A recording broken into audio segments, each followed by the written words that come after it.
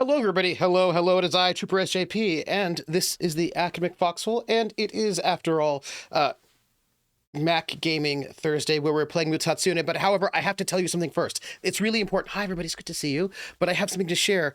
Also, for some reason, there have been weird things happening with my audio for the last 2 weeks. And right now, I am hearing audio that I should not be hearing. And I don't know why I'm hearing it, but I am hearing it. And I don't think you are hearing it, though. Let me ask you, are you hearing any music right now? I don't think you are. Also, Huckleberry, I also need all these tabs. And the minute I need a tab, the minute I close a tab, then it turns out I needed it. Okay, so you're not hearing it. This is the weird part. I also should not be hearing it because I've set it up so that what I'm hearing in my headphones is exactly what you are hearing. Because I was reading a really interesting bit of like tech like a year or two ago, two or 3 years ago.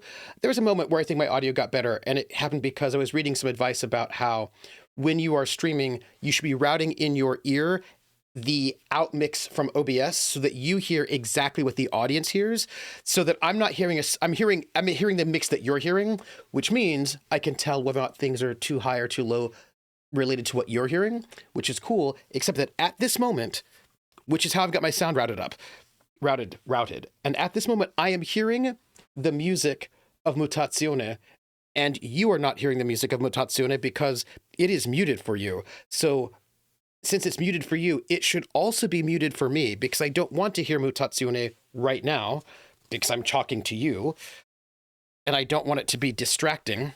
So, but something really weird has been going on with my audio. Something happened. I didn't do anything different, but weird things are happening. For example, at this moment, I'm hearing music that I should not be hearing, and it is distracting. Yeah, no music in the intro. Oh, there was supposed to be music in the intro. Copper Glitch, thank you for letting me know. You should have heard that. You should have heard that because I did hear it. Okay, that's very weird. All right, give me 1 second. So I have a thing I want to show you. I'm very excited about it. It's this thing that I heard, and I thought you'd be interested to hear it as well.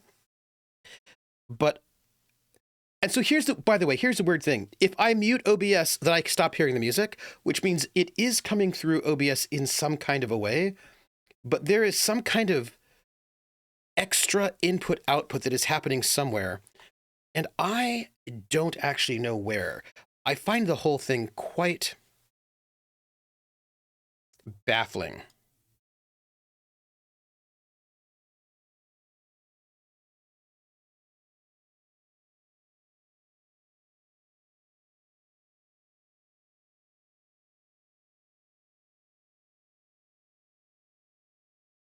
It's weird. It's really weird because all that's turned off. I don't know what that is.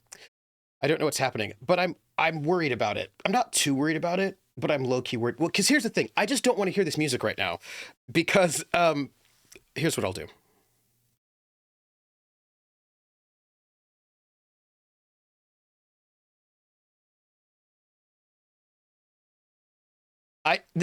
Hi, hello. So, hey, hello, everybody. So this is what I did. This is not what I should be doing because it's the bad way to do it. I just muted that one particular channel where the audio is coming through, which means if I go to it, you can't hear it either, but that's not the point. Not the point. The point is I wanted to share something else first, which you should be able to hear, but I wanted to share it with you first because I think it's really interesting. Okay, so you know that I love cool and interesting things. And you also know that I am, I hang out in the Steve Jackson Games space and so forth. And I wanted to tell you about something. I wanted to share it. I wanted to share it with you. So. I have a 134 IQ. That's not what I wanted. It did a thing I did not want it to do. Okay, so listen. A thing happened, and I want to tell you about it. So in 2010, I found this out from the Daily. So the Daily Illuminator is a little microblog that says something cool and interesting every day that Steve Jackson Games has put out for like 20, 30 years. And a thing came out, and this is super interesting. I thought you would find this neat because of City of Light and Shadow and some other things. I thought you would find this fascinating. So in 2010, the Colombian government put out a song called Better Days, Mejores Días. And it was a song by Natalia Gutierrez and Angelo, but it was created by the Colombian army and Radio Bemba, which was a small studio that made like commercial jingles, right? And the whole point of this song was to send secret messages to Colombian soldiers who were being held captive by FARC guerrillas, right? So it was this just like fun pop song that was basically about how like difficult situations will improve. Yay, so good times, right? Song. But here's the thing, because it was created by the government secretly, they hid inside the song Morse code, disguised as like just a keyboard melody. And the Morse code in the song says 19 people were rescued. You're next. Don't lose hope. Right. So there was a secret message to these captured soldiers in Morse code in this pop song telling them that they were going to come and rescue them soon. And just, hold out hope. Right. And the song was played on the over 300, 130 radio stations, was heard by like over 3 million people. And because the Colombian military controlled the radio stations, they could put this pop song out, and they figured that their captive soldiers would hear it. And I just thought that was really cool, right? That this was happening. And again, this was only 2010, so it wasn't that long ago, right? But using Morse code music as to covertly communicate with the soldiers. And I just thought you might want to hear this song because I thought it was cool, right? So this is just the section of the song where the Morse code comes in, but it is visualized so you can actually see the Morse code. And I thought that you might like to see this because I would like to share it because I like these kinds of things. So I think we can go here. Boop. Okay. So this is the part of the song with the Morse code in it. And this is a visualization so you can actually see the Morse code. So here it is. I'm going to share it with you because I am that kind of person.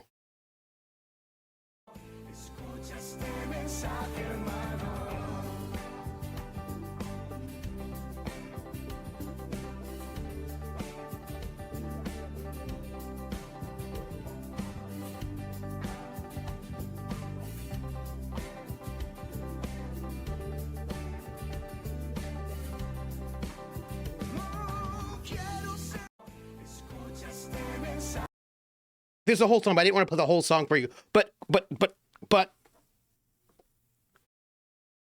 Huh? What do you think? What do you think? How cool is that, right? How cool is that? I'm going to play it again so you can, because like sometimes you need, like, I tell my students they should listen to songs multiple times. I don't think they listen to them at all sometimes, but I'm going to play it again so you can hear it again, right? You can like key in on the keyboard solo.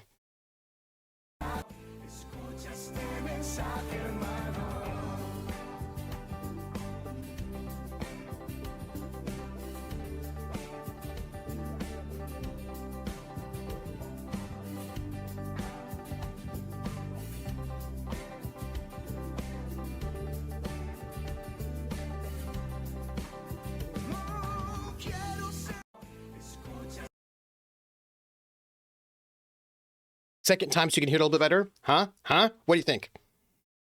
How about it be if the prisoners just didn't know Morse code? I suspect what this means is the Colombian army was still teaching people Morse code. I think that's super cool. Also, I think, can I tell you something that you don't care about, but I care about because of my past history? Maybe you two care, but I don't know. I believe the U.S. government no longer teaches Morse code. And that's a bummer. I myself did not learn Morse code. It's a military intelligence thing. I did not learn Morse code because I was an analyst, not an operator. So I did not need to learn Morse code. We have collectors who collect this stuff, and then I get this stuff and then I analyze it. So I did not learn personally Morse code. I just know, I know a little bit, but they shut down the Morse code school. Isn't that really sad? Nobody cares. But I just feel like that makes me sad. I'm a little sad. And I think also the last Flare 9 has also been shut down. So I think that the big kind of antenna that I was associated with, I think the last one that they made has also shut down. I think it was in Alaska. But so like they don't teach Morse code anymore. My big old giant elephant cage antenna is no longer there. Kind of sad. Krellin says, I learned Morse code the Boy Scouts, but I retained absolutely none of it. It's practice, right? I care about it because you care. Oh, thank you, Artie. Thank you. No more Morse code. Yeah, that is sad. And the thing is,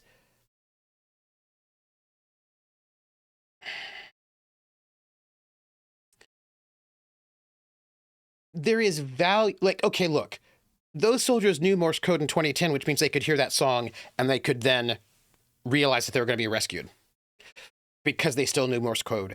There's still value in learning some of these things. That's all I'm saying. It's also, it's good practice for your brain to know stuff.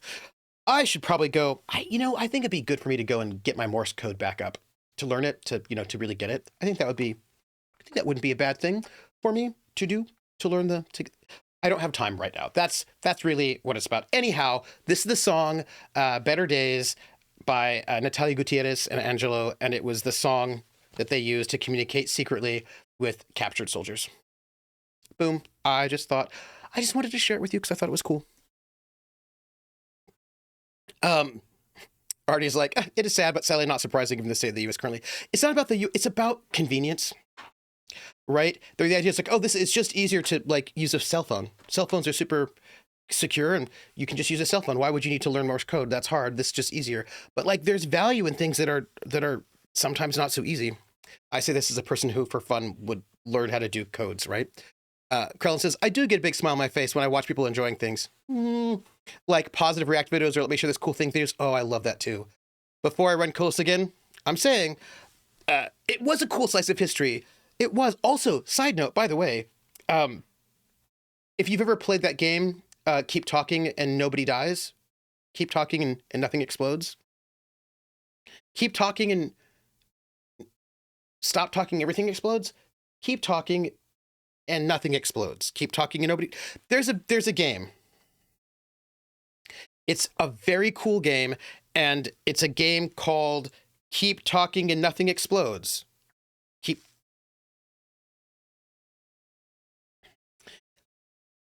You do need a computer for it. It's a computer game, I guess, but you play it with people like in the same room. And I guess you could do it over remote, but one person has the computer, tablet or whatever you got, and the other person has the other people have a manual, a bomb defusal manual. And so you have one person who has the bomb, which is on the little computer thing, and only they can see the bomb, and the other people have the manual. And the player says, okay, I've got a bomb, and there are 4 wires on it of different colors, and you describe it to them. They've got to look through the manual to figure out which wire to cut. And it's not just wires, there are all a bunch of different kinds of puzzles in there. And one of them is Morse code. There is a Morse code puzzle in there. And I remember thinking, if I really had my Morse code, if I had it, then this would be easy. Because I'd be like, oh, and I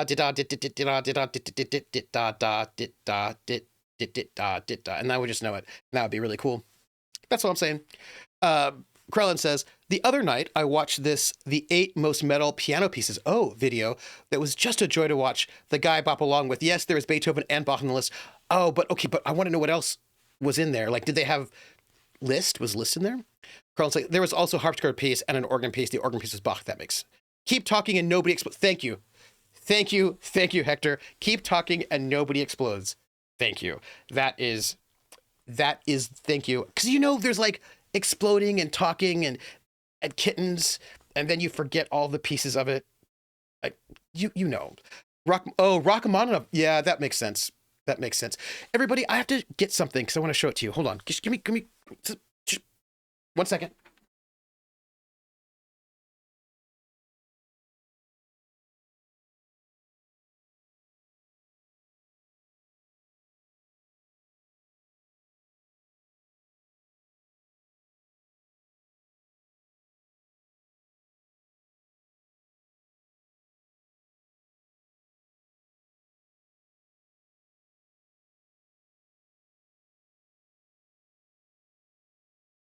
I'm back. So, I got a letter in the mail. It's something. So I figured we'd do an unboxing while we're here because I want to chat with you a little bit. It's not that I'm stalling. I just wanted to chat. And I got an unboxing. I don't know what it is. Probably a Kickstarter. And I thought I'd just see what it is with you because we're here. That's all. I'm going to throw the video in Discord. Oh, yes, please. Please. Thank you, Krellin. Thank you. Thank you. House of Dream says, I know exploding kittens throw a monkey wrench in the game. It does. It was exploding kittens. Artie says, that's why I watch a bunch of videos about people watching K-pop Demon Hunters song for the first time. They're always so positive and excited. Oh, I love that. I do. I want you all to know, by the way, as we're chatting, I'm doing a thing tomorrow morning. I'm doing a panel, and I've got to be there at 8:30 in the morning, which means I need to leave at 7:30 in the morning, which means I need to wake up at 6:30 in the morning. So that's going to be really fun for me because you know how I like to wake up at 6:30 in the morning. I don't. Krellin says, also, I'm pretty sure organs, especially the whole cathedral-sized organs, are the original heavy metal. Well, they are pretty heavy, and they are made of metal. So, all right, so I got something in the mail. It is a Kickstarter. Hey, let's check it out together. So, some people here, I think, will be interested in this. So this is something I kickstarted, and I just got it in. It is a new RPG. It is called Royal Blood, a tarot heist role-playing game. By the way, Zine Quest was just finished. The February is like Zine RPG month on Backer Kit and Kickstarter, and I just kickstarted a couple of things I thought would be kind of fun, little zines, and we will take note of that in the future. So this is a tarot heist RPG. So I like to share things. Really cool cover, right? It says in the back, you are a royal, descendants from sorcerer kings. You arrived. Hold on. Just for the record, I don't need to wear these reading glasses. I just feel like it. Oh, wow. Uh-huh. Interesting. I honestly, seriously, really don't need to read these, wear these glasses. It's just that if I do wear them, all the letters are clear. I'm really good at guessing letters. So like I can read things when I can't actually read them. This is one of the reasons why I didn't know I needed glasses for such a long time, because I actually can. I just figure like you kind of look at a word and you kind of just basically guess what it is most of the time. And it turns out that's not the case. It turns out that I needed glasses. Good times.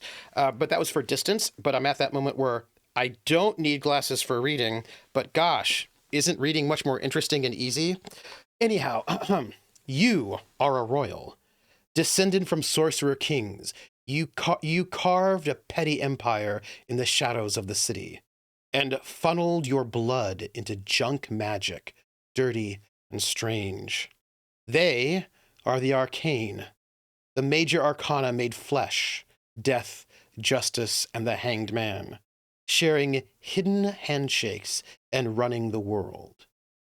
Tonight, that changes. Cross your palms with lead and silver. Cast the cards, make your move, storm the palace, and seize the prize. Take them for everything they've got. Royal Blood is a tabletop role-playing game, a tabletop role-playing heist game for 3 to 6 players. It uses tarot cards, takes an evening or so to play, and requires no prior preparation on the part of the game organizer. It is written by Grant Howitt. This is why I have it, because, he does Eat the Rye Heart, The City Beneath Spire, The City Must Fall, Honey Heist, right? That's Grant Howitt. And illustrated by Sylvia DeStefanis, who did Elder Mythos, Be Like a Cat, and Be Like a Crow. This box includes a hardcover copy of Royal Blood, a deck of 84 tarot cards with which to play the game, and 12 silver tokens to mark your progress and bribe fate herself into cooperating. Royal Blood and the contents of this box are intended for players age 14 plus. So this is okay. How How cool is that? The box is gorgeous and pretty. It's got some silvering on it, which is really neat. Also, I still don't need to wear these glasses. I just am just doing it because it looks cool. And you've got inside. Whoop.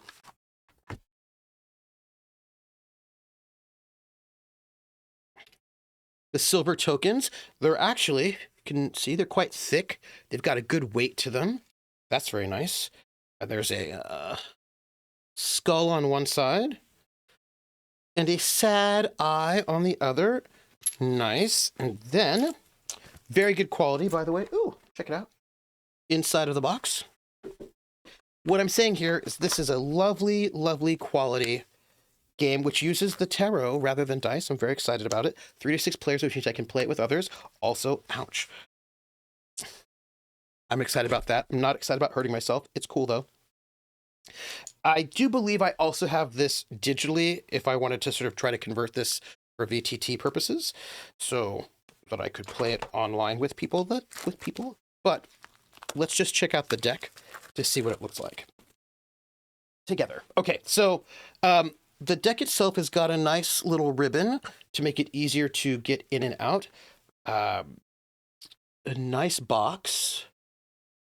Very professional. Oh. Look, if this were a different contrast, I probably wouldn't need these.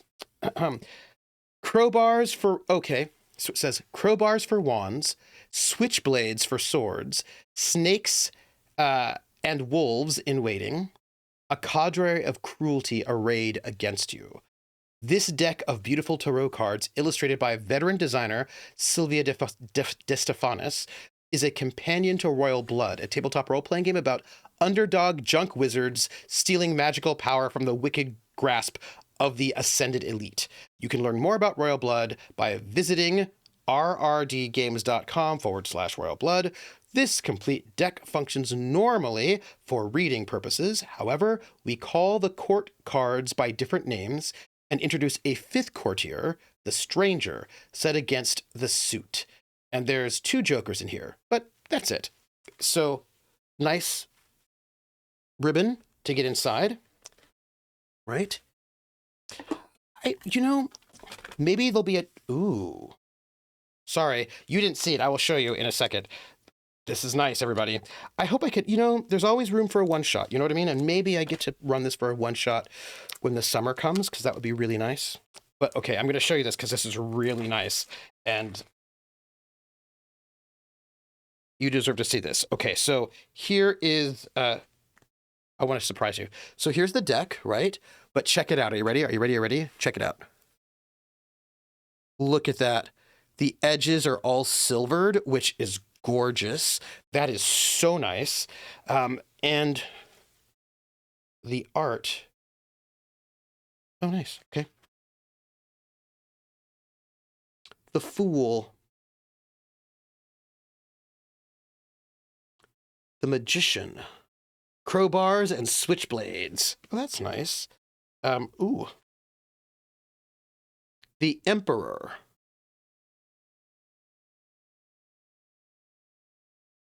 Death.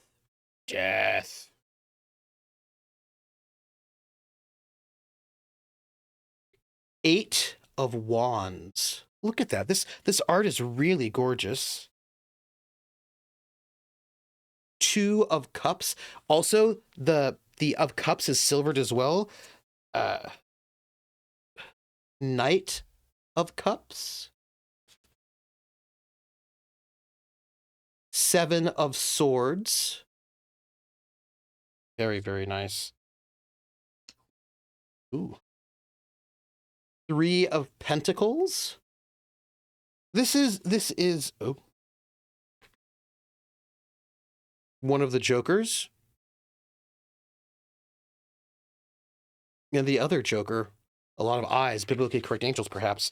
And here, this is the 9 of Wands, which are the crowbars. That's really cool. How neat is this, huh? Check it out. Oh. That's very cool. I am quite stoked. Yes. The stranger, he wears no mask. And I'm going to see what you all have to say, because I want to see what you have to say. Not that, by the way, I'm going to just put these away because I don't need them. The glasses make it worse. I had to get glasses for my computer. I know, right? Right?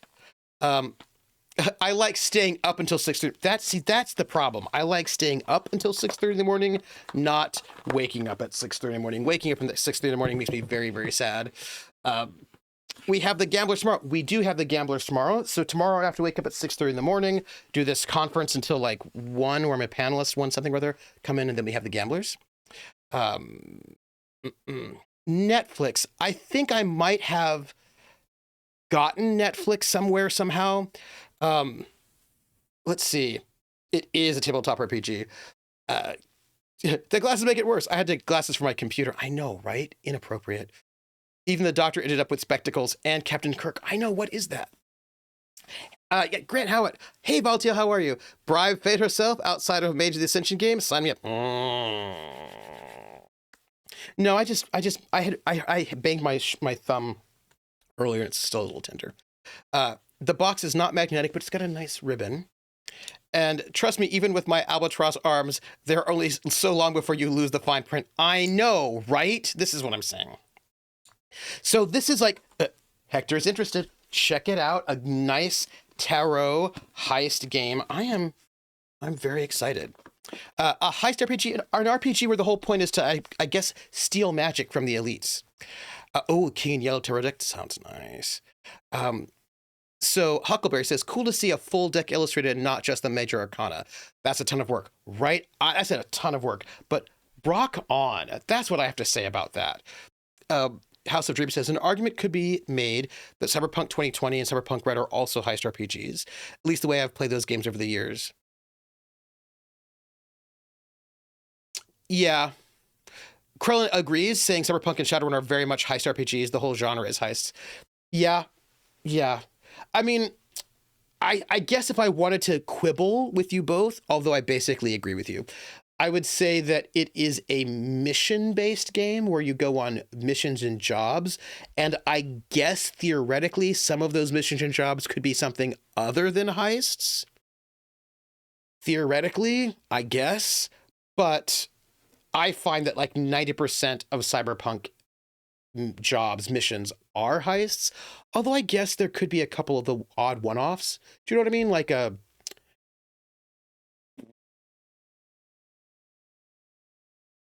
assassinations. I guess you could do an assassination as one of your heists. I guess. Yeah, they are job-based, but a subset of those jobs are indeed heists, and I think a really big subset. It's one of those things where I think technically there's probably non-heist jobs that you would do, but I just think a lot of Cyberpunk, I think like the vast majority of them are heists after all. Yeah, the book feels very mission-based and world-building, but it seems execution of the table has always been heist. Well, but I mean, the thing is, it's not a contradiction because the heists are the jobs. You know what I mean? Max says, okay, I'll be in and out. Reading tonight. Mom is in the hospital. Oh, I'm so sorry to hear about that. Read, take care of yourself. We're here. We're going to build some gardens. Go check out an old mall, I think. Yeah, and I think if you think about it, I think it makes a lot of sense. Yeah, no, I'm just thinking about you, Max. It makes a lot of sense because I think, why do you hire... Look, I think in some ways, even the non-heists are a little heisty. Right? In the sense that missions that I can see you do, if you are a Cyberpunk crew that are not technically heists, go in secretly into this place and erase data. So you're not actually taking things out, but it's still, you know, when you're hiring edge runners, you're hiring them for those sorts of things anyway, right? So they're going to do some sort of vaguely covert-esque heisty type of thing in some way or another, I think. Especially if you consider stuff like corporate espionage as heists. Yes, Artie. Yes. Yeah, is your mom okay, Max? I hope she'll be okay. Thinking about your mom.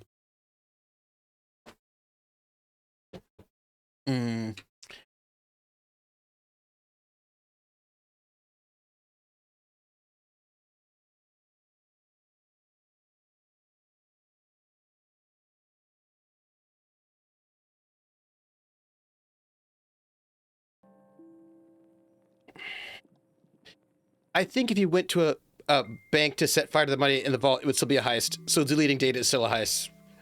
I think you are right. Also, how is the volume for you all?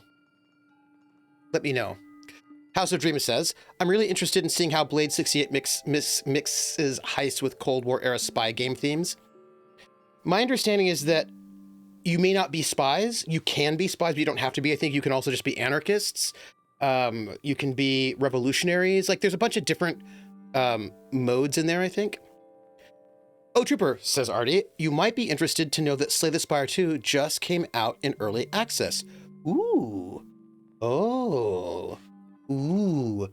Okay. I usually wait to play a game until it's out of early access, since I tend to play games nowadays only once. You know what I mean? Especially if it's a story game, because I have so many games to play. But by the way, how is the volume of the sound for you? You should let me know. But I'm excited to play Slay the Spire 2. That's exciting. Because here's the thing.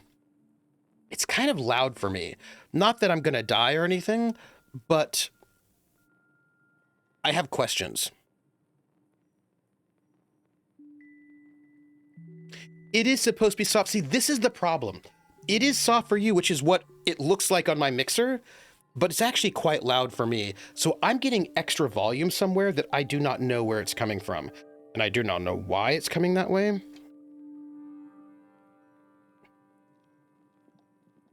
Yeah. Something is happening where I'm getting an extra signal somewhere, but I don't know where. And I really cannot tell you why.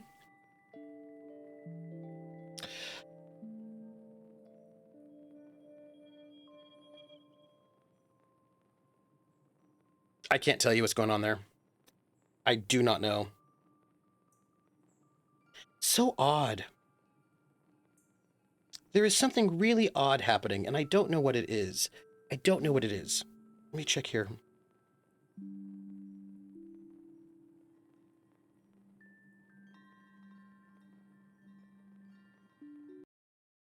Wait.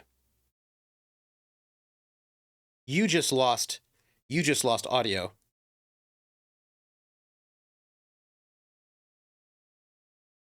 Interesting. Interesting. We've been trying to get the hang of Slay the Spire 1 this week. Ooh, nice, nice. Artie says, yeah, me too, but for something like Slay the Spire, I treat it differently.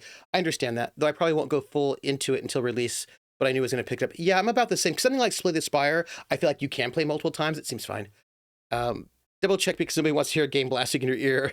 Yeah, it just went out. See, that's the thing. It just went out, and that is pretty weird. So I'm going to just look at this one thing to see what's happening here. Okay, Ultralight Mark V. That's fine, fine, fine. And here's my question. OBS has no redirect. That's also fine. Google Chrome is there. That's also fine. Mutazione should be there, which is also fine. So the question now is... Oh, I think I know what happened. Hold on. Hold on.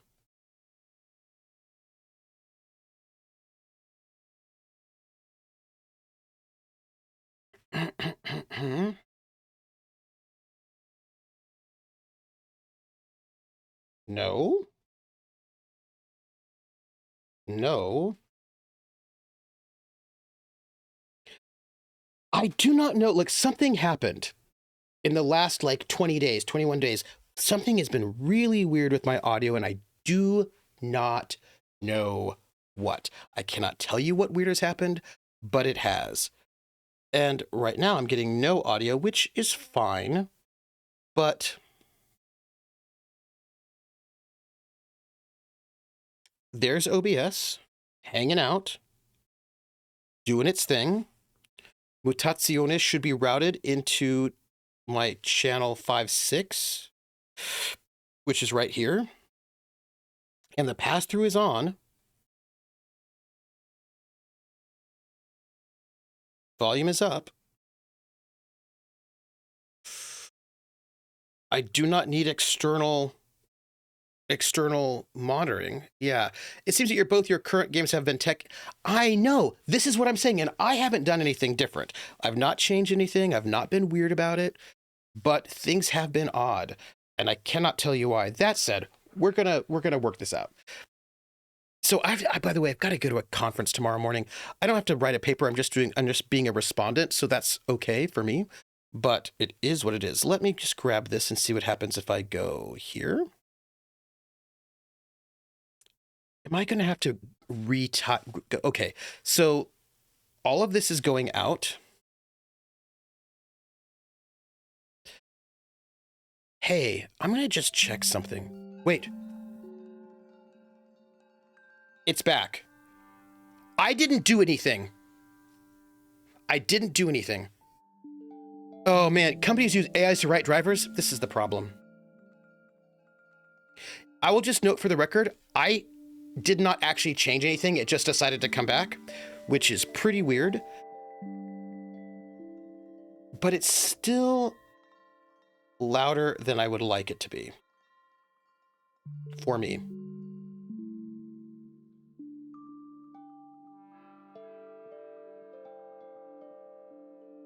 I can fix it though. Perfect. No, because I made a switch. Because basically what happened was that I swapped one thing, and it immediately cut out on me, and I was like, well, that's bad. But it's fixed now. It looks like. That's weird. That's weird, isn't it? That's pretty weird. I don't know why.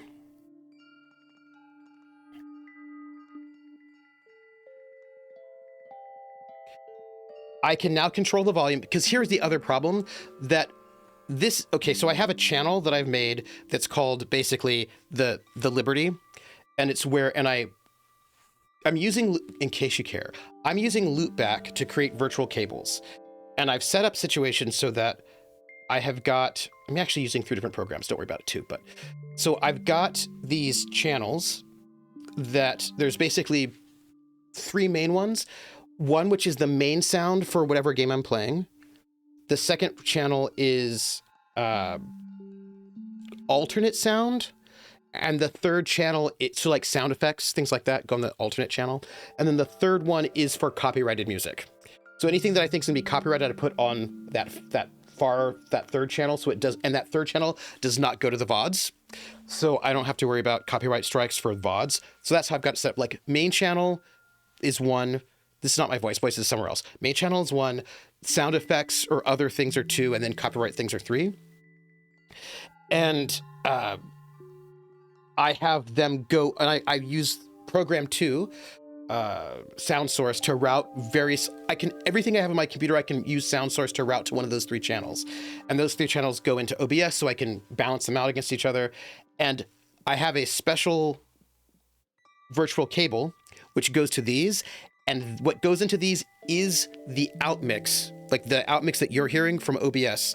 And for some reason it was weird, but now it's working. So we're going to just be okay with it, is what we're going to do. We're going to just say, okay, we'll just not be mad about it.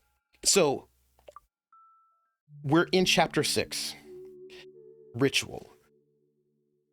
I wonder if, can I tell you something? I have to tell you all something.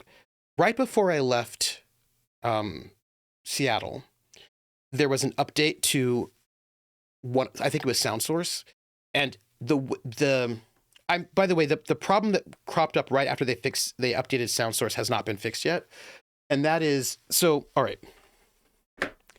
Just going to tell you, I use my main programs that I use are Loopback and Sound Source. No. I have 3 programs. Normally, my program, I have 3 programs that I use. I use Loopback, Audio Hijack, and Sound Source. And right now, I'm not using Audio Hijack, and that's really annoying to me. So the way it works is that Loopback is it's like a Xmeter Banana. It's like virtual cables. So you can create virtual channels, virtual instruments, virtual cables. That's very useful. It lets you route the sound the way you want. And Sound Source is but all that's hard-coded in. And Sound Source lets you assign specific programs or sounds to specific channels. So I create the channels in loopback, and then I assign them where I want them to go in sound source. For example, since you know I have main game, side sound, and copyright sound, I will then say like, oh, right now I want Mutazione to go to channel 1, main sound, and then I want I was going to just play that. If I'm going to play like a bunch of like copyright sound, I'll be like, oh, I'm going to play it through Chrome. Oh, let me go and route Chrome into channel 3. Normally I don't have Chrome routed anywhere because when we're playing, I don't need to hear Chrome. Or if I'm running an RPG, Chrome is where I do Video Ninja or Twitch Guest Star. Both of those give me individual audio outsources for the players, which means I don't want to route Chrome into the game at all because I have individual sources. But Firefox is where I put Roll20. So I want that on channel 2, the side channel, so I can keep that lower than the rest of the players, right? You know what I mean? So like I use sound source to channel things into the channels that I created through loopback. Great, we're all good. So the problem is that ever since sound source got updated, it has caused a problem with Audio Hijack. And Audio Hijack is the other program that I use, and I'm currently not using Audio Hijack, and I need to get back to conversation with them because it's a really problem that I don't get to. What Audio Hijack does is it captures a source of audio and it sends it out somewhere else. Now you might think, but isn't that what all of your things are doing? Yes, but in different ways. And what Audio Hijack does, which the other ones don't do, is that Audio Hijack takes plugins. So what I used to do is, and this was like really great that I could do this, now I can't do it, so it's really annoying. You're not hearing the difference because I've done this in OBS, but that's not the end solution. So I've got a bunch of audio plugins, things like noise suppression, and my noise suppression, my noise gate, that kind of a thing. And what I would do normally is I would take the sound from my mic, I'd send it into Audio Hijack, I'd put in all of my plugins, right? I'd do the noise suppression, the noise gate, I'd do some EQ to get rid of weird room frequencies. I had a whole sort of setup to make my mic sound the way I wanted it to. And then I would send it out of Audio Hijack into the rest of the thing. And what that means is that because I have a version of my mic'd sound that is all set up, name game, I can use that. I'm going to sing. I can use that setup in any program. If I'm on Zoom, I can use that, the adjusted mic. If I'm on Video Ninja, I can use the adjusted mic. If I'm using OBS, I can use the adjusted mic. So that adjusted mic where I've done all of my audio tweaks is now basically one instrument that I can send anywhere. But now that Audio Hijack is not working properly, you are hearing my voice adjusted, which is fine because I went and I did a cheap version of the plugins in OBS directly, but that does mean if I'm a player in somebody else's game, they're just getting my raw audio without the noise gate and all that, which is really frustrating because at the moment it's not working. And it's because I don't like having to give, when I'm a player in another channel, giving them a mic that's too hot or that has a little bit of too much background noise. I like to go and take care of that myself before I send it over to them. And at the moment I can't do that because the only program that's taking plugins, because Loopback does not play plugins because it's just routing, and Audio Hijack and Sound Source does not do plugins either. The only one that really does it, just like a standalone plugin thing, is Audio Hijack, and right now that's not working, and it's not been working since they did an update right before I left Seattle. So what happened was I was talking to them right before I left Seattle. I gave them screenshots and we were trying to fix it. And then I had to drive across the country and I just haven't had time to get back to them. But I really would like to fix it because I would like to have my audio also sound nice in Video Ninja. And also when I'm a player in other people's games, I would like to be able to take care of background noise, which you all are right now currently not hearing because I've set up the plugins in OBS, but that only helps you, but it doesn't help everybody else, if you see what I'm saying. Anyway, I just need the time to go and talk to them. Yes, that's all. Artie's like, I can't wait till the Jin AI bubble bursts. Yes. Prax, I have to tell you something. It's really important. It's very serious what I have to tell you, Prax. Prax says, I have confirmed that I need to get a new mic to address the issues I'm having. Ugh, so sorry. By the way, although these who are following me doing Quest Calendar, I have recorded this entire week. I just haven't been able to edit it yet. And I'm hoping that I can edit it.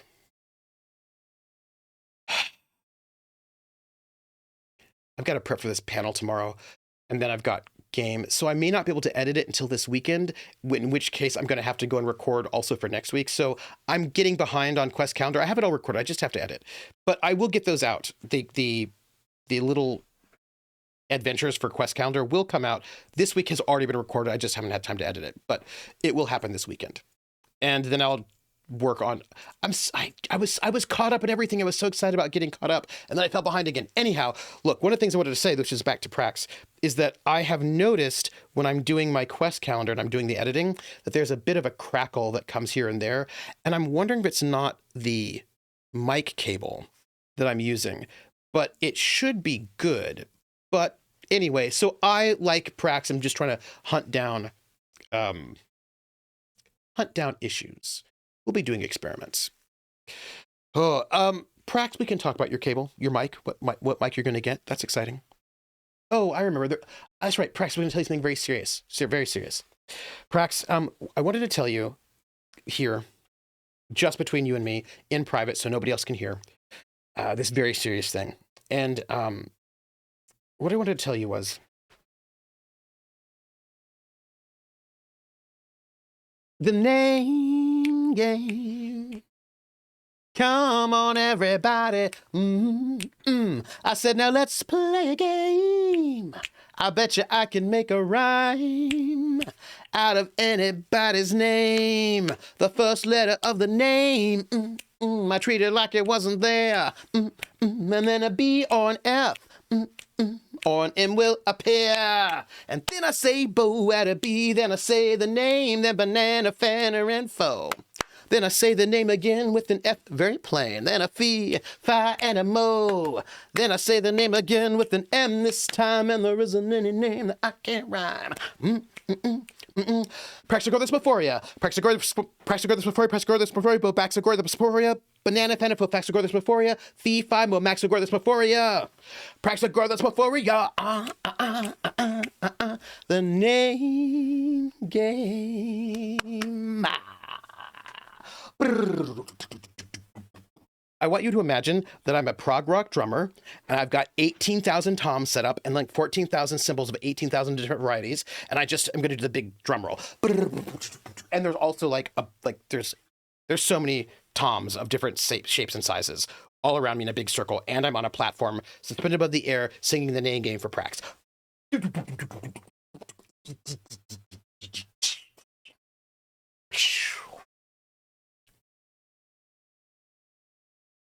Thank you for the resub, Prax. It's still less noise than a cathedral-sized organ. This is true. So Trooper wants me to feel Collins. Well, look, I can feel it coming in the air tonight. Do you know what I'm saying? That's all I'm saying.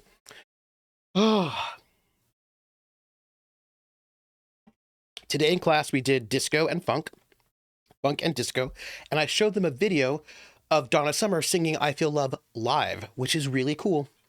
And I enjoyed that. Bach tells prog drummer, get on my level, son.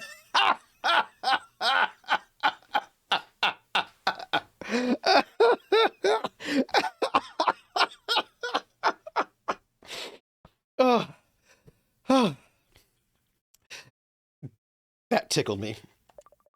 Just for the record, that tickled me. We are midday.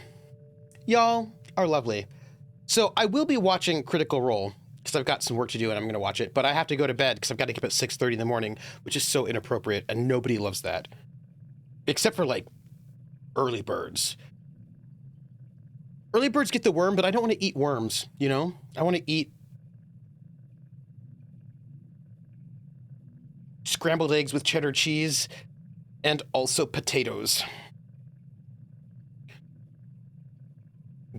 Oh, golly, wait.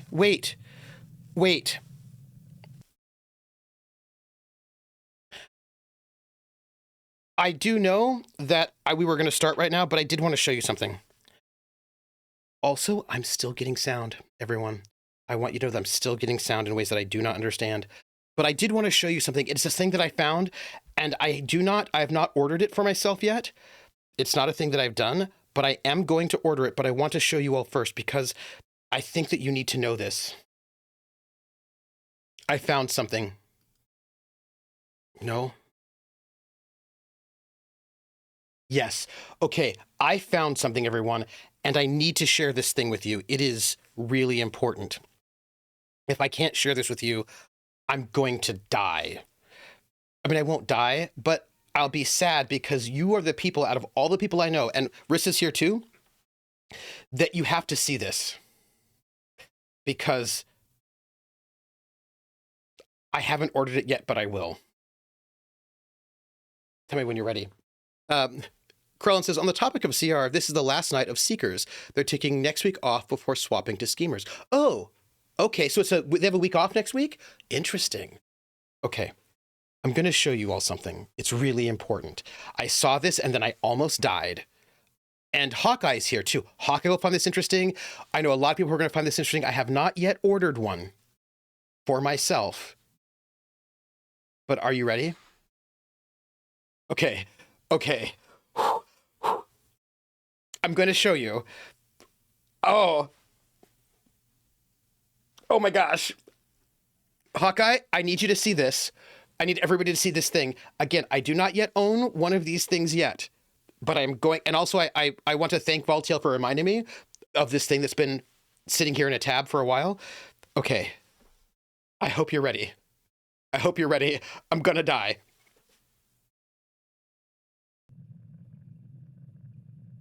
This right here, what you are looking at, are not donuts. These are dice boxes. These are dice boxes that look like donuts. As you can see here, they're magnetic. You open them up, and this is a dodeca donut, and it is a premium wooden, very fancy, that's thought that Hawkeye would like this, donut dice vault. And you can see their, okay, so check it out. So there is their nice donut, but it's also a dice holder. That's the back, right? And you can see this you can choose the materials. You can choose like maple, cherry, walnut, or white oak and the color that you want on it. You can choose if you want sprinkles or not and what kind of piping. They also have a toast dice box, but I don't know what that looks like. I do not know what the Long John donut looks like. I know what they look like in real life or in a Claire dice box, but what I'm trying to tell you is I just found this. I just found it, and I'm going to die. I'm going to die. I won't die. But inside, I'm dying of joy. I'm dying of joy. It's wood, Hawkeye. It is wood. It's wood. That's just evil. Why are you putting things you shouldn't eat in something you shouldn't eat? I know, right? Makes me wish I had a router and a band or scroll saw. See, I bet you would. I don't know how they do this. I'm not a woodworker. I took woodworking in middle school. I enjoyed it very much. I made some stuff, including a footstool, which I'm very proud of. But I don't know what the frosting is made out of or how they make it. But a glossy resin. It says realistic donut shape with glossy resin frosting and sprinkles for an eye-catching centerpiece. Spacious interior. 4 large pockets hold 8+ of your favorite 25mm dice. Ideal for Dungeons and Dragons, Pathfinder, and other tabletop RPGs. Secure closure. 4 strong neodymium magnets. Neodymium. Keep the vault closed securely while still easy to open. Crafted from high-quality domestic hardwoods and more basic paint. Priced at $150 for a deluxe gaming accessory. Comes with a pink suede pouch reminiscent of classic donut shop packaging. You can apparently not eat them, though. But I did want to share with you that most amazing thing. I have not ordered one yet. But it will happen at some point. At some point, I'm going to order this, and then I will have a dodeca donut. This reminds me that I have to send you something now that you're back in Boston. Okay, all right. But tell me that doesn't look amazing. Don't they look beautiful? And isn't that the most trooper thing you've ever seen in your entire life? Isn't that the best? Don't you want to die? of joy, of donut math rock joy.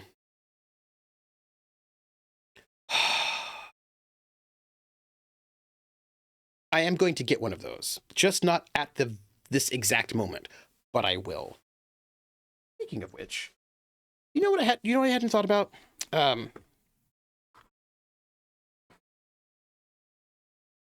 Just thought about something when it comes to the Royal Heist. Not that we're having this discussion right now, because we are not having this discussion right now. There it is. I was like, I was like, I just did that unboxing with you all, and then I realized, wait, where's the book? It's on the inside, underneath the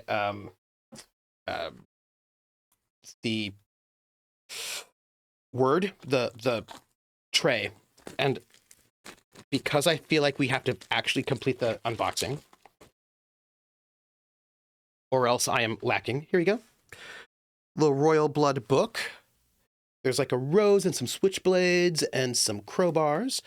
And, oh, again, the pages are all silvered. I wonder where this was printed. I wonder where they printed this. That's a good question. And then a nice inside. Who you are in more detail. Character creation. Right? So beautifully illustrated all the way through the book itself. Yeah.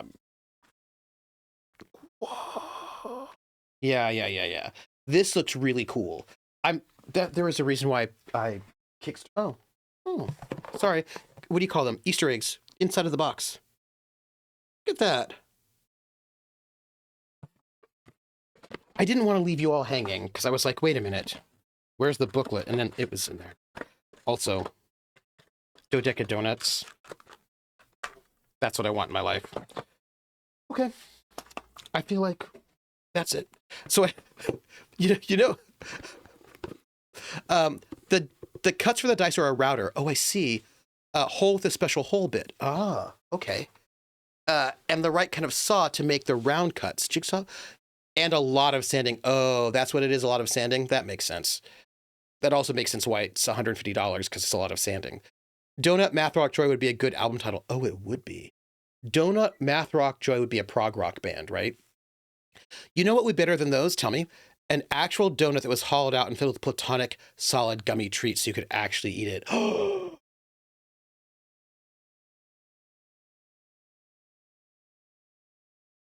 Okay, hear me out. How about, rather than solid platonic gummy treats, which would be really good, it could also be marzipan. You could do like a marzipan platonic solid marzipan treats, maybe a mix of both. Chocolate as well. Marzipan chocolate gummy. Bagel.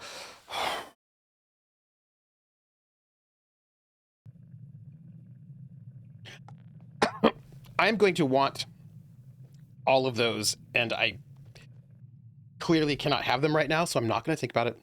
Oh, I think we have to go into the mall. Any edible platonic solid works. Ooh. Hazelnut, like, chocolate dice, instead of just putting them in the dice jail, you just eat them. Right. If the dice do not behave, then you just eat them. Let's see. Okay. We've got to go to a cave. I think we have to go in here. So we have to find the Evanescence, which is the band, so that we can make a special mushroom, so we can by making another garden, which we could then use to make a spirit journey, which is probably hallucinogens. Is that the D&D version of chocolate dreidels? It is. Okay, we are in the that right there, I don't know if you saw that, was the murder killer giant centipede. Sure. Just a haunted feeling mall. Everybody, we are okay. We are looks like this was a shoe store. I have feelings right now, and those feelings are inside that dark pit is the murder centipedes. I wonder if we can get chocolate dice. I'm not a chocolatier. Some lumen stone spores, okay. Look, those are the murder centipedes. Some evanescent spores, we got some, that's good. I would like to get those, I just don't want to be killed by a centipede. That one right there, for example. Okay. Lantern hat spores, okay. Back away, back away. Yes, there are chocolate dice, and they are truffle. Ooh. Look at that terrible, terrible, evil, scary-looking murder centipede. Why don't we just go up the stairs now? We're not going to go there, because that would be bad. I want truffle dice. Hi, Jella. Okay. I think we can plant a garden over here. That was scary. Did you see those giant centipedes? The murder centipedes? Just look them up and they sound so yummy and look even yummy. Ooh, I want some. Everyone, this is our, ooh. Prax, will you put that in the Discord so I can look at them? This is our last garden, everyone. We need evanescence seeds. EFG. E. Here, evanescence, which is otherworldly, is the mood we're going for. We're going to, oh, wow, look at these. Okay. We're going to plant.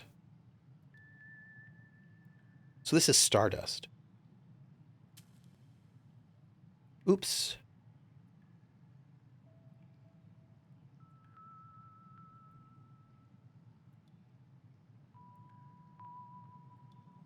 We'll put 3. And now we need as much otherworldly as we can. That was stardust.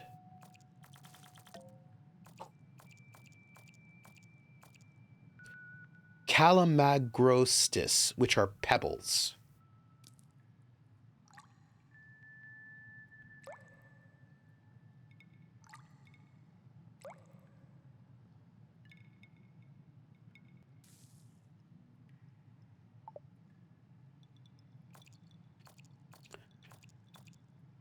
Oh, you can hear the pebbles, right?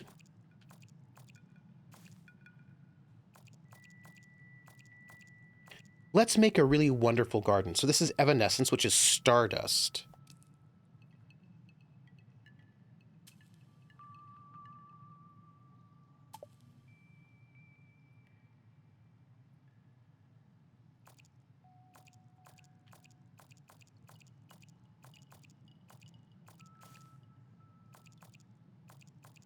Do we have enough?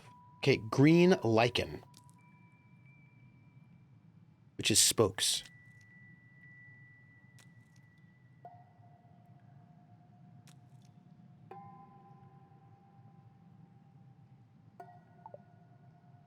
I kind of think this is my kind of jam.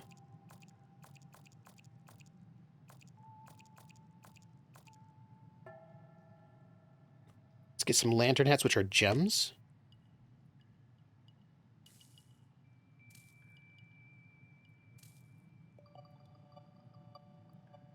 Can you hear it added?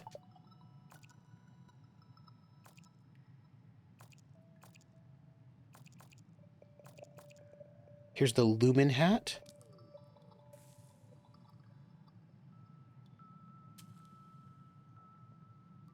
This is throbs. Here's some lumen stone.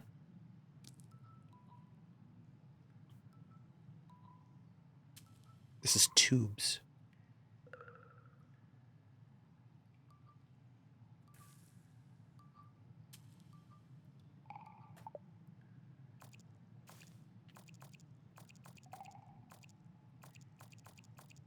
Okay. Oh, we don't have a lot of... We need more things that we can plant in other spots of this garden. These are molecules. I don't know if I have any room for this. Oh, apparently I do.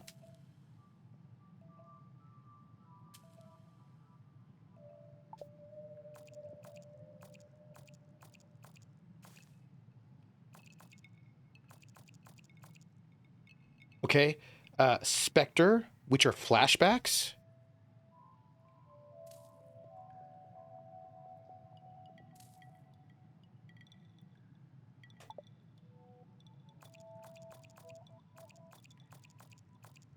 Umbrella hats. We are running out of space, everybody.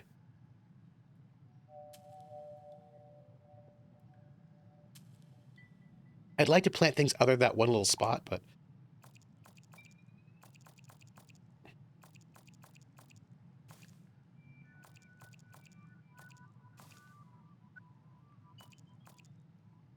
We need more otherworldly plants?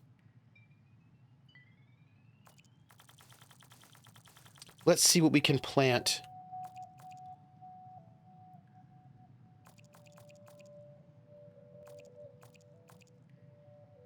Let's have a few more of these.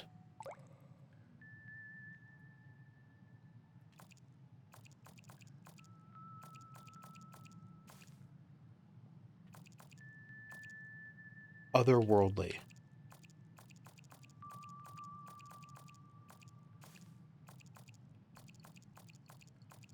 We have some more lichen. We'll plant some more of those. These are our spokes.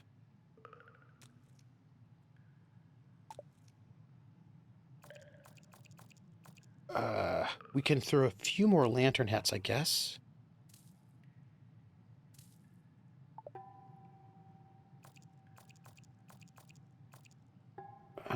I don't think we have room for any of these lumens. We're running out of space, so let me see. Again, something else? Oh, nope.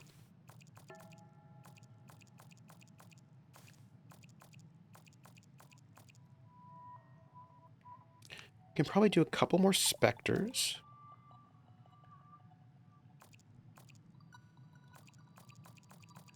It feels like they want us to have a lot in here, right?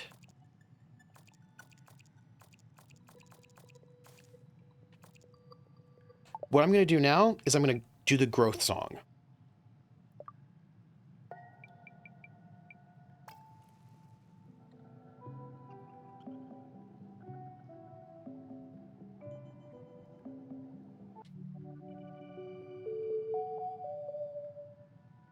We're going to grow this.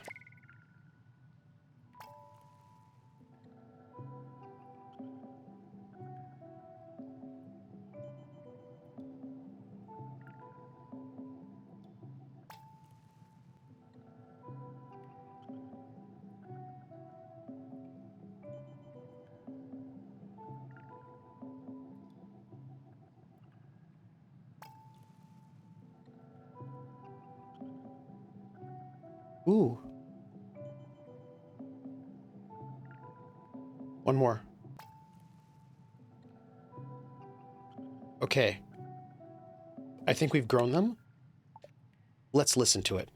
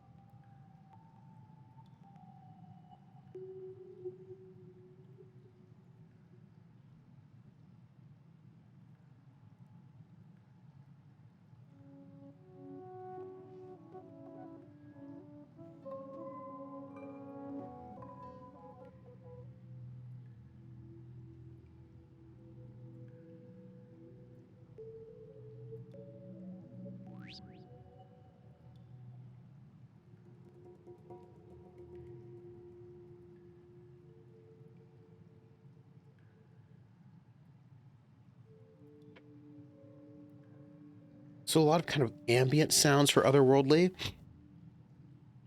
Makes sense. We're going to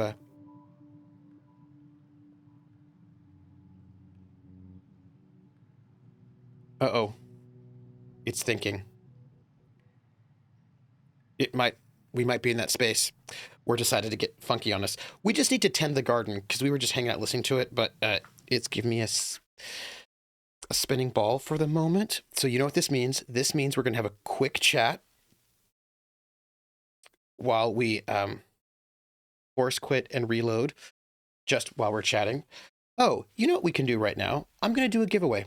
I'm going to do a giveaway as we are vamping through this. We're going to do a giveaway. What is our giveaway going to be? That's a good question. I don't know. It's going to be, let's see. We're going to do 2 giveaways. So say something in the next 5 minutes and you will be entered into our giveaway. This is like our giveaway moment. That was interesting. I think I like it. The Otherworldly. I think I like it, but it's, I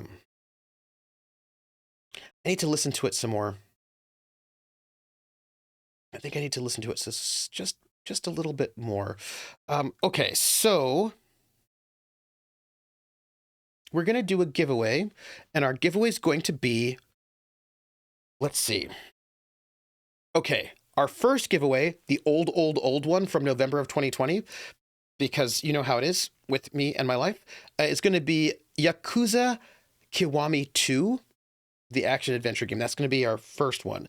And then our second one is going to be something a little bit more contemporary with a, what's the word? Expiration date. Let me see. By the way, I'm going to just do that thing where I verify the integrity of the game files to make sure they're doing okay while they're hanging out. Something. By the way, I'm a milk chocolate person because dark chocolate, like, you know, really fancy, expensive chocolates that everyone's like, oh my God, this chocolate is like 142% dark chocolate. That is very bitter for me. So like that kind of pure dark chocolate is just not my jam. It's too bitter. But look at that. One file failed to validate and will be reacquired.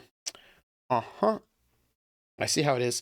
I'm going to just, I'm going to uninstall and reinstall Mutazione. I just don't know what its life is all about, but we are going to take care of it so it's all fresh and good. I do appreciate that we have the option to do that while we're going. We need to take me to Vinci.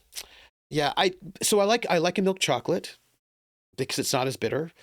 I'm not super into Hawkins. That's okay. I'll eat your share of the dark chocolate and I will give it to you. I'll just feed it. I'll sneak it to Hawkeye. I also really like, I'm not the biggest fan of white chocolate. I think bitter game. like my soul. 9 Inch Nails. Hey, Volpez. Head like a donut hole. Bitter like my soul. And also, the name game. Come on, everybody. I said, now let's play a game. I bet you I can make a rhyme out of anybody's name. The first letter of the name. I treat it like it wasn't there. And then a B or an F. On M will appear. And then I say bow at a B. Then I say the name. Then banana, fanner, and foe.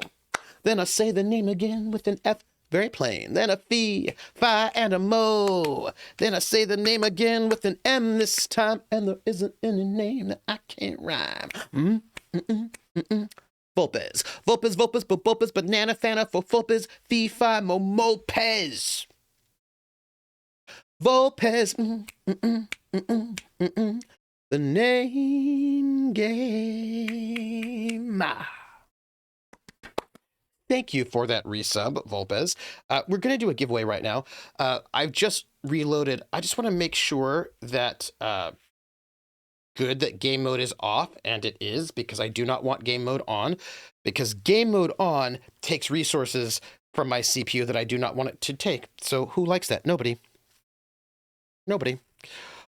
Also, there is something weird going on with my audio routing. I will work it out. At some point. When? I don't know. Our first giveaway. No, actually, Krellin, I do like lemon flavored things. I like sour. I just don't like bitter. I love lemon flavored things. I can do basically most of the flavors. I just can't do bitter. So sour I can do, sweet I can do all sorts of flavors. I just can't do bitter. Sour I like though. It's okay. The extreme dark chocolate is really good in chili, like tonight's pot. Ooh, hey. I actually have some, I'm going to be making chili. I don't know when. I really need to make chili because I've already defrosted the ground beef. So I do need to make it, but I also have to unpack my spices. Anyway, not the point. Point is that I have this really great chili recipe that calls for some dark chocolate in the chili recipe, and it's really great. It's really, really good. It's really good. So we're going to do a giveaway for Yakuza Kiwami 2, the action-adventure game. And the winner is going to be... Ooh, I love a good mole sauce, by the way.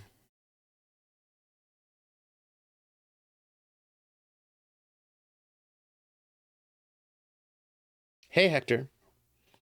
Hey, Okami. Guess what? You have won Yakuza Kiwami 2. I hope you feel good about this and are very excited.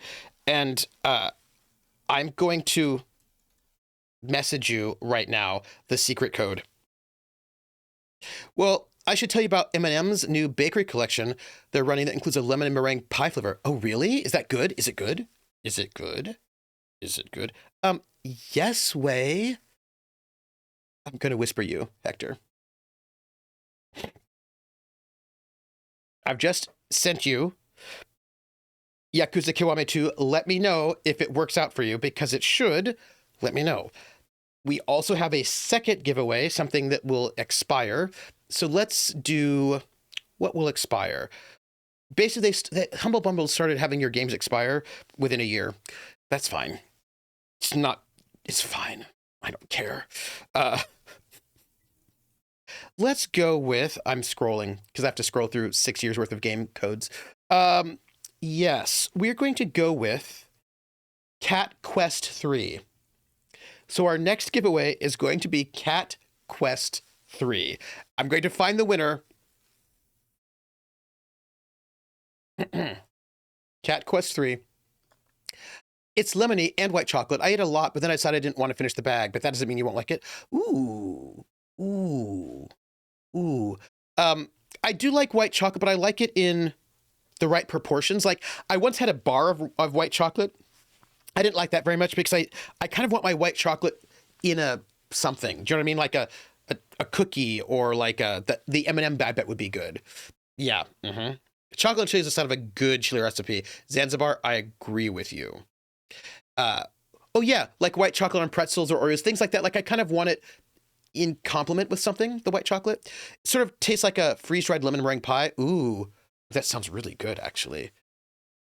Ooh, white chocolate covered Oreos, that also sounds good.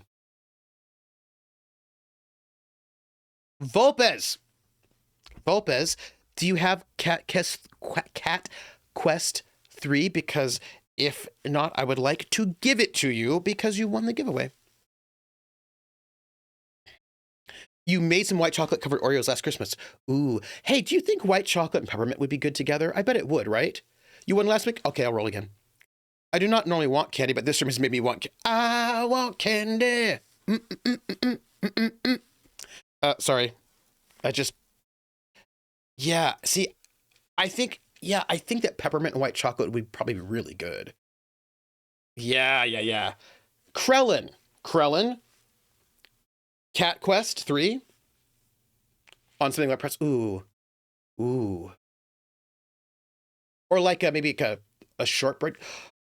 I have to bring up something that's really important because some people are my age or of a good vintage and may know what I'm talking about, because I do not remember the name of them, and maybe somebody can help me.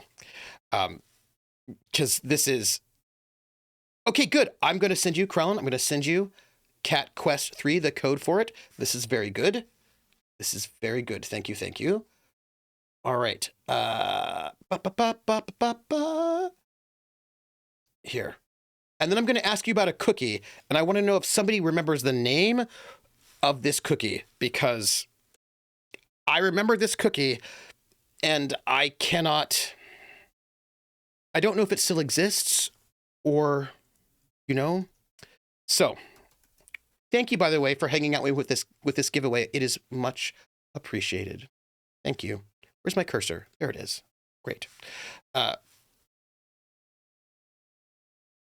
Peppermint white chocolate is peppermint bark. The base of peppermint bark. Yes. White chocolate peppermint on. Oh, Lindt had some white chocolate and peppermint balls a few years back that were great. Ooh. Okay, so there is a cookie. All right, I was talking to Nugget about like, basic cookies, not like fancy cookies, but like basic cookies you'd buy in a store. Like, you know what I mean? Like Oreos and we were talking about the ones we liked. Not hyper fancy, but your store-bought cookies like, and there's this really basic cookie I quite enjoy, the Vienna fingers. I like them, even though I know they're not fancy, and I like my Nutter Butter, all that. But okay, so there's this cookie I used to eat as a kid, and I'm wondering if anybody remembers these cookies that I do not remember the name for. And then you can tell me. So these cookies are store-bought cookies, right? Like all the rest of them. And they are square. Well, rectangular, not like a full, like a small cookie. They're rectangular. They're a sandwich cookie. The inside is like your average sort of white inner frosting for a cookie. But the cookies themselves are square. They're brown, like a darker brown, and they're kind of scalloped. They're kind of like ridged. Does anybody remember these cookies? They're like square, and I cannot find them. I do not know what the name of them are. So sandwich cookies, square, that are this kind of a dark brown, but they have these kind of like ridges on them, lengthwise across the triangle. I know Cord already came up with a great name for the last episode of the Gammas, but I had been watching live. It was submitted Man's Best Friend. Oh, oh, that's nice. Mother's brand. Thank you, Mother's. Thank you. Because I was like, they're not Keebler. What are they? Rissinos, Mother's, and they discontinued them. But you remember the ones Rissinos, the ones I'm talking about. I knew somebody would know. It sounds like a bargain grocery Hydrox versions, right? Because they're not the dark, like not like the black like Oreo. They're this nice square brown with the ridges, and they were like lengthwise ridges, kind of scalloped, and they were. Rissa misses them. I kind of miss them too, and I know they weren't fancy. Because if you want fancy, look, there's the sense of like fancy, like more fancy and less fancy cookies, and like the less fancy cookies are like the Oreos, the Nutter Butters, and these, and Mother's went out of business.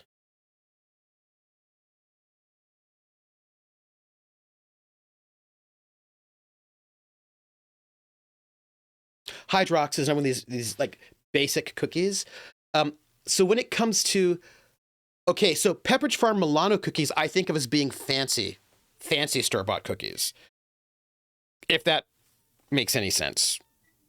They like, for me, they were like the fancy ones. Archway cookies, yeah.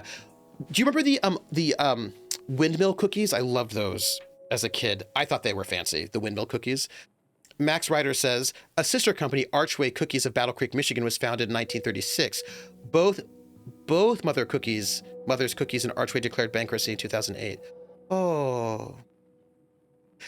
House of Dreams is like, yep, they're fancy, right? From Wikipedia, this makes me sad. So, yeah, so I'm thinking, are Pepperidge Farm's fancy cookies? I think they are fancy. Windmill, I love, right, okay, also fancy. Note Mother's was sold from Kellogg to the parent company of Nutella. Oh. Yeah, the Vortman Windmill cookies were always very fancy to me. The flavor was called, yes, taffy. Yes. Rissa, that's right, they were taffy cookies. Thank you. Thank you. Thank you. Thank you. Yes, taffy cookies from Mother's. Oh, thank you. Thank you. Pepperidge Farms are not fancy. They are down the street, though, if you want to visit. But here's the thing. Okay, I want to explain fancy to me. It's within the context of being at a grocery store, is what I mean. So, like, there are, like, actual fancy cookies out there, but within the context of the grocery store, like, in the same way that I would say Coke, Dr. Pepper, Pepsi, Fanta, those are all regular, but like a ginger ale would be fancy because it's in a different aisle than the rest of the sodas. Yeah, ginger ale was fancy. And when it comes to cookies that you buy in a grocery store, Pepperidge Farms came in the bag, so they seemed fancier than the other ones like the Mothers and the Keebler, which seemed way less fancy, right? Imported cookie is obviously fancy, obviously. I think that fancy cookies are cookies in the bakery of the grocery store. Oh, if your grocery store has a bakery, because they may not have one. Ginger ale wasn't fancy, it was but that's what made it fancy. Artie says, I wouldn't think of them as fancy, but that might be because we would get them from large bins in grocery stores. So they weren't prepackaged. You would put what you want in a bag. Oh. They used to be, but now Pepperidge Farms is just overpriced. Pepperidge Farms cookies aren't necessarily fancy, but they are more a premium product. Yes. But put a picture of your Taffy Mother's cookies in the lounge. Oh, thank you. Kenna Dries. So I think for me, coming from a very poor space, right, there are just things that are just like way outside of the realm, right? But if you're like, oh, I want a fancier, like, was there anything else? But like ginger ale was like the fancy one you'd get in the grocery store. I guess you could get like San Pellegrino canned sodas would be fancy. Pepperidge Farms are fancier than Mother's or Oreo.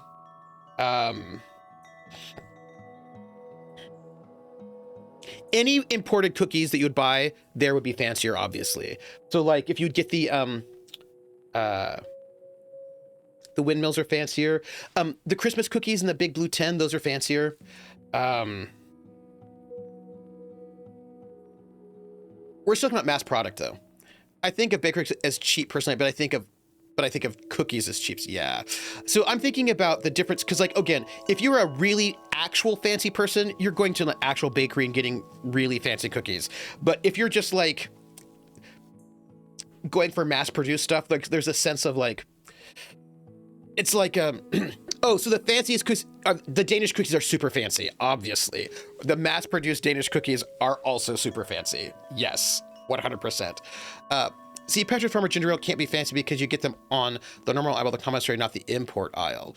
The tin butter cookies are not fancy, just so it gets to be. Perrier water was always fancy, absolutely. And I think it's one of those things where I think about it in terms of like, okay, so for me, Macy's is fancier than Sears. But if you're actually a fancy person, you don't think that Macy's is fancy. Do you know what I'm saying?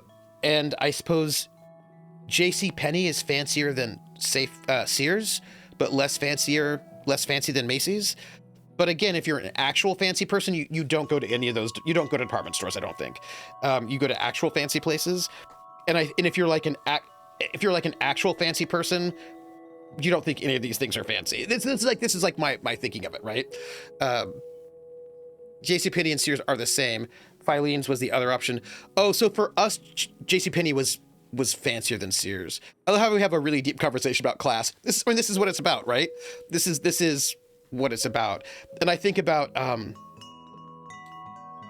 some of these things are the perception. Like, so for example, Toffee, super fancy.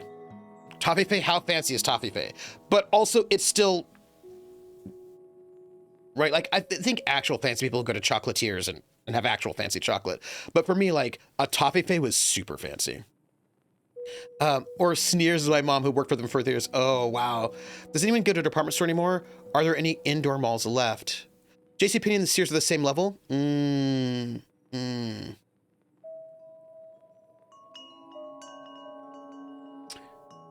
Super K. What do you do with a Kmart? Where do you place them? That's my question. Okay, so you have Sears, JCPenney, Macy's. What were the other ones? The big department stores? There was another one. Also, the man's actual name was James Cash Penny. Just think about that. Oh, wow. Kmart are the opposite of fancy. I don't think they're fancy, right?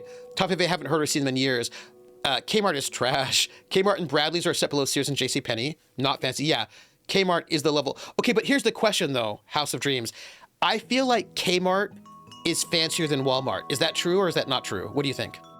Kmart moves on the list depending on if it had a Little Caesars in it or not. Oh, Valtiel, that's a good point. Broadway Bullocks, Buffums, yeah. Yeah.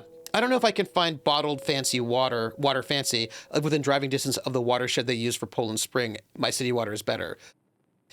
Oh, Artisec, you think that Kmart is lower than Walmart? Interesting. I'm not disputing you, but I think that's interesting. No, Kmart is like the lowest of retailers. Okay. Growing up in the 1980s, Kmart is fancier than Walmart. Okay, this is like, see, the C in JCPenney is not for cash, it's an urban myth. Oh, this is so interesting. So I didn't grow up with Walmart at all. We had Kmart and then the Super K. And for me, a Kmart or a Super K is fancier and more impressive than like a local grocery store.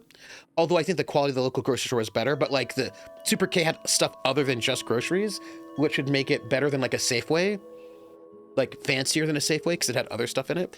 But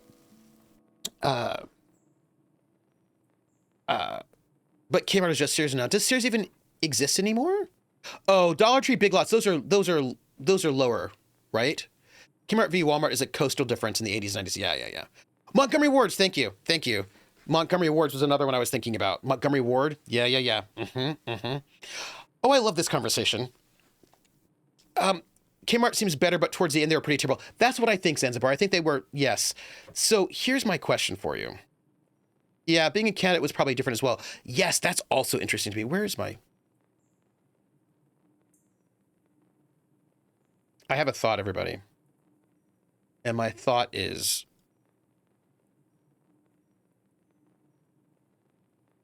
You know what my thought is? I've got a bouncing ball. So we're going to just force quit again and come back because that's what it wants us to do. It's cool. Cool. Sears bought Kmart and just cannibalized them. Oh, interesting. Oh, man. Mergers are bad for consumers. No mergers have ever been good for us. Yeah, no. So I would like to ask you all a question because I think this might be interesting to note. When I was growing up, we went to local grocery stores. We had local grocery stores that were chains. They certainly were chains, but they were local chains, if you know what I mean. And we had Safeway. We had, what's it called? Cala Foods? Cala Foods. Cala Foods. And I think many of these, like, I don't think Southern California had some of these, right? But Northern California, we had Safeway, Cala, and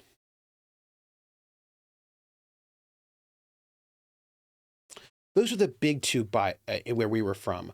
But then there were later there were like later in my life there were other ones. Safeway is nationwide. I guess it is. I wonder if it always was. House of Dreams says, I have a clear memory of one Christmas going to Kmart with mom and seeing a full laser tag display. Ooh, and thinking how rich the folks who shop at Kmart must be. Silly 7-year-old me. We had Jack and Jill's and Royal Blue Markets. Okay. There was another one. It was like, what's that one in SoCal? What's the one in SoCal? There's like two of them that have almost similar names. They might have spread some since then. Oh, Giants. Here in Massachusetts, we have Aldi now, but Aldi's from Germany. We have Shaw's, Star Market, Shaw's. There is an Aldi, and of course Trader Joe's, and what's the other one? The fancier one, Whole Market, Vaughn's. Thank you, Vaughn's. That's the one I was thinking of. Vaughn's. Jewel. I have been to a Piggly Wiggly. When I was out East Coast, I've been to a Piggly Wiggly. Oh, Shop and Save. Whole Foods. That's the one. Whole Foods. Those are national. Trader Joe's and Whole Foods are national. I guess they weren't always, but they are now. Giant again is now nationwide. They're owned and run by Ahern from the Netherlands. ShopRite, Big Y, Kroger. Yes. Oh my gosh. Harris Teeter, BJ's. Whole Food is Amazon. Oh, BJ's is like it's a wholesaler, right? It's like a Costco. BJ's. Yes.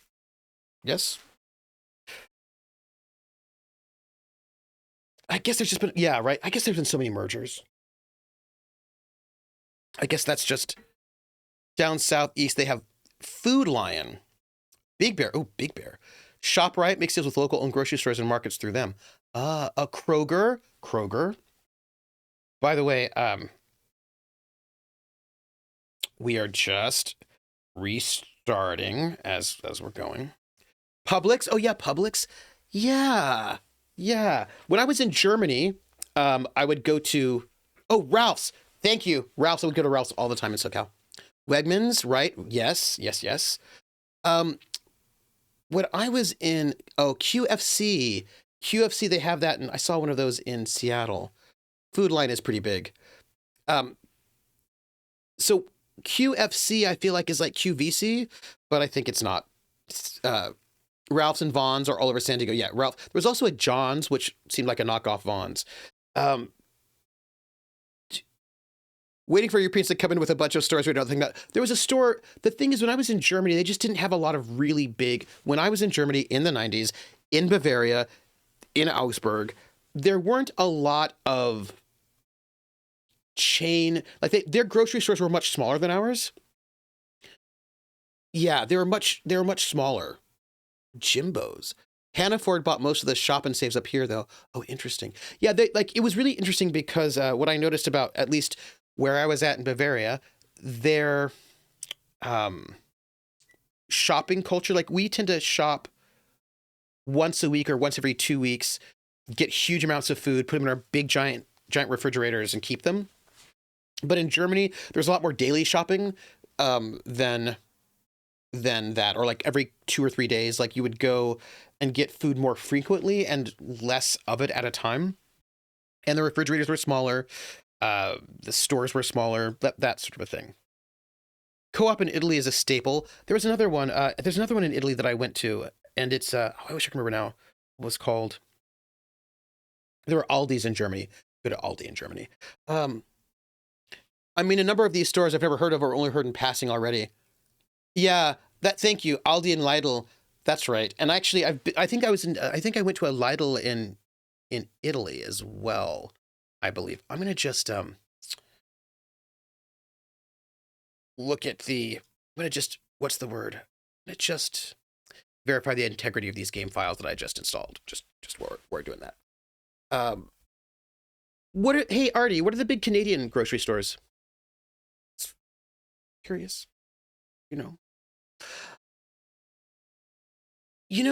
I'm thinking about the fact that people like to not leave their houses anymore and the impact that has on things like grocery stores, department stores, hardware stores, that kind of a thing. That if people don't shop local, what does that do? Okay, look, all the files have been successfully validated.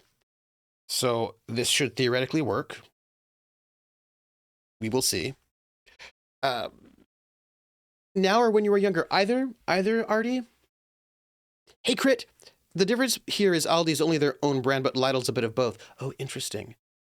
When I was in Germany, there was like the department store that they had there for clothing and that sort of thing was C&A, Charles and Antonin. That's not actually, we just call it that. Which I think was like, no, I don't want to talk to Siri. I'm not talking to you. Just leave me alone. No, I don't want to talk to you. Okay.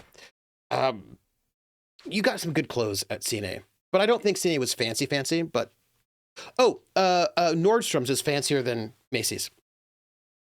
Schmelzer says, well, it depends on where you live, I guess. My parents go shopping once a week or so and get a big haul because they live in a small village, yeah, and have to drive to the next town. Well, that makes sense. While I go pretty much every other day because I can just walk to the supermarket in 5 minutes. Yeah. Schmelzer, there's also like a whole tradition of, like when I was in Augsburg, like you would just go to the bakery and you like, there's like a lot of like, rather than like a big mixed grocery store, like they did have some of those. But if you're going to get bread, you're probably not going to go and get it from that store. You're probably going to get it from the bakery. If you're going to get meat, you're going to go to the butcher. If you're going to get vegetables, you're going to go to like the vegetable stalls. So it was still a little bit more like that in Augsburg, at least in the 90s. I don't know if it's like that now. Zanzibar says, by the way, we're hoping it's going to load up.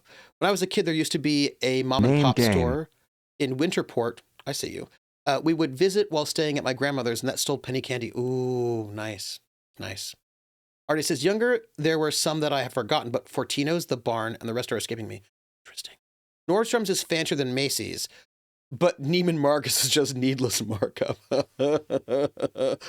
Yeah, Neiman Marcus is fancy, right? That's fancy. At least for, like, look, we all know that if you're really a rich person, you don't go to any of those places. You go to, like, an atelier, or you just hang out with Coco Chanel and she makes stuff for you, I guess. But you know what I mean.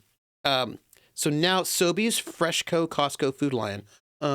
Crit, I'm going to sing for you. Monkeys, feed monkey. The words of Peter Gabriel, feed the monkey. So I do not know why it is getting so funky on me right now.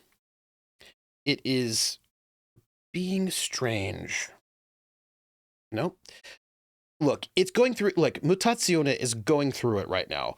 Why is it going through it? I don't know why it's going through it, but it is. So I hope you don't mind hanging out with me while I slowly and in the background try to get this to work properly, as we stall and vamp.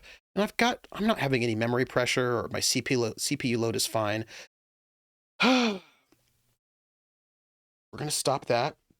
I'm going to try to reload it as we go. In Puerto Rico, going to a bakery for breakfast is commonplace. It's some of the best breakfast you can eat outside of one's own kitchen in Puerto Rico, let me tell you. Spitz Kroger is the low grocery store. Albertsons, that's another one. Albertsons is the high-class grocery store. I don't know why that's what I think, but it is. I think one of the things for me, of course, is that this idea of fancy or not fancy is often not real, but it is about the vibe you get. Like, you know how many of the things are actually at the same store, like the same product from the same company, but they're marketed slightly differently, so you kind of perceive them differently. And like, I understand that these perceptions are not necessarily reality, but it is the perception, right? In the sense that, like, yeah. I have reinstalled the game more than once, Voltail, let me tell you what. I don't think I've heard of most of the really fancy stores till I watched Gossip Girl. Well, that makes sense. Fresh baked bread grilled on a flat top with eggs, cheese, bacon, and ham with fresh veggies if you want it. So good. Yes. Yeah, see, Volpez knows, right? Like, same owner, right? Back to desk, no need to watch glue dry. That's fair. And I think that's actually something really interesting, right? That, of course, as we found out much later, that the generic Cheerios is actually also still made by the same people who make Cheerios, right? Like, a lot of these things are just the same product from the same factory, but packaged in different ways with different price points and then sold in different spaces. So many of them are exactly the same, but there's a way in which we end up getting this sort of vibe of it being different. And, I think that's interesting. I also think some things can be fancy but not expensive, or be perceived of as being fancy. But like Trader Joe's is, for example, not as pricey as you might think, but Trader Joe's is fancy, right? You know what I mean? Like, it seems like such a fancy place, even though there are quite a few things that are pretty affordable there, but it seems so much fancier than like a Shaw's or a Star Market or something. Kroger is like now a dozen store brands across the U.S. Volpez asks, but how do you know when it's time to peel the glue off your fingers? This is a good question. We're waiting for it to stop. House of Dreams says, one day, Trooper, we are taking a trip to Puerto Rico together. We'll eat the best food and go on a road trip all over the island exploring its history. Trader Joe's is just one half of Aldi. Oh, that's interesting. Artie says, and yet to me, at least only Cheerios really tasted like Cheerios. I'll eat the plain ones. I've got something for you, Hector. Zanzibar says, PB! Oh, PB? I was thinking about you. Also, the pricing will be different, mostly because of dirty deals Walmart has made, but we don't need to go into that because it's depressing. Trader Joe's is the U.S. version of Aldi Nord. Aldi is Aldi Sud. Oh, that's so fascinating. So I went to Puerto Rico. I went on a cruise once, and we stopped off at Puerto Rico. And it was, out of all the stops we went, it was the best stop, I thought. The Virgin Islands was okay, too, because some of the stops, you did not feel like you were in an actual place because they kind of kept you penned in somewhere. But Puerto Rico was an actual place. We were in San Juan, and I got to, like, I just like wandered around the city. It was really cool. I really enjoyed it. It was really nice. I did some, like, I mean, I didn't go on like tours they made for me. I was just like, let me just go. I went to this museum.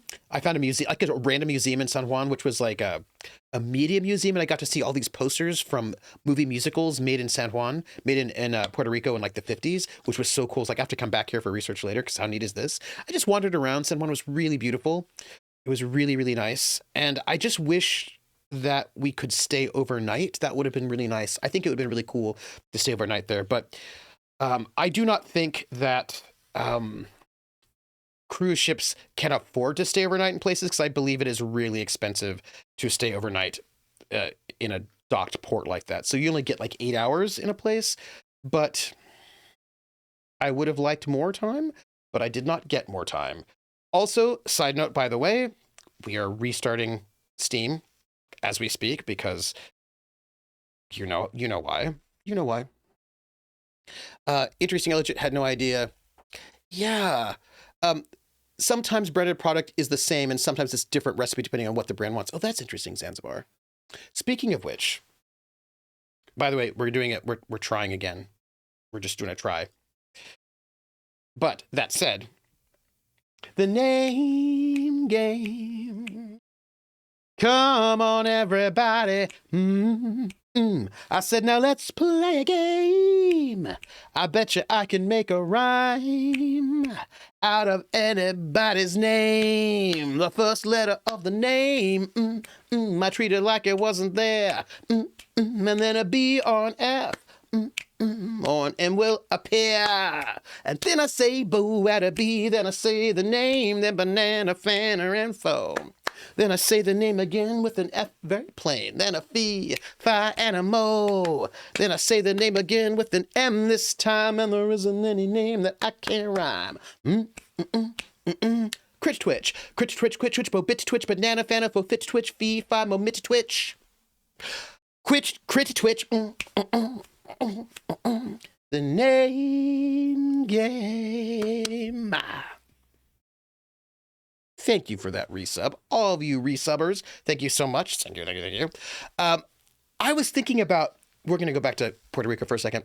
I've been on a fair number of cruises. My father really enjoyed them. Not really for me personally. I don't think we ever stayed overnight at a port. Yeah, I think it's too expensive to do so, Artie. I've been working on notes. So House of Dreams says, I love Old San Juan, which is where we were. It's such a magical place. It really helped me understand what the historians mean by European cities not built for cars. The narrow cobblestone streets, Spanish colonial era architecture, that incredible cathedral. Oh, yes, beautiful, beautiful, beautiful. So, by the way, it's being ridiculous right now. I want you to know it. No. We can. You know what I'm gonna do? I'm actually gonna uninstall and reinstall again. That's what I'm gonna do because it was clearly being weird, and it's giving me hassle. And we're so close to ending this game, by the way. I'm really excited about figuring it out. PB, did you enjoy Bad Bunny at the Super Bowl halftime show? That's my question for you. That's what I was wondering. I'm just wondering if you did, PB, because I don't know. Oh, I knew you would have. I just guessed that you would have enjoyed the Super Bowl halftime show. I just guessed, and I was right. Just for the record.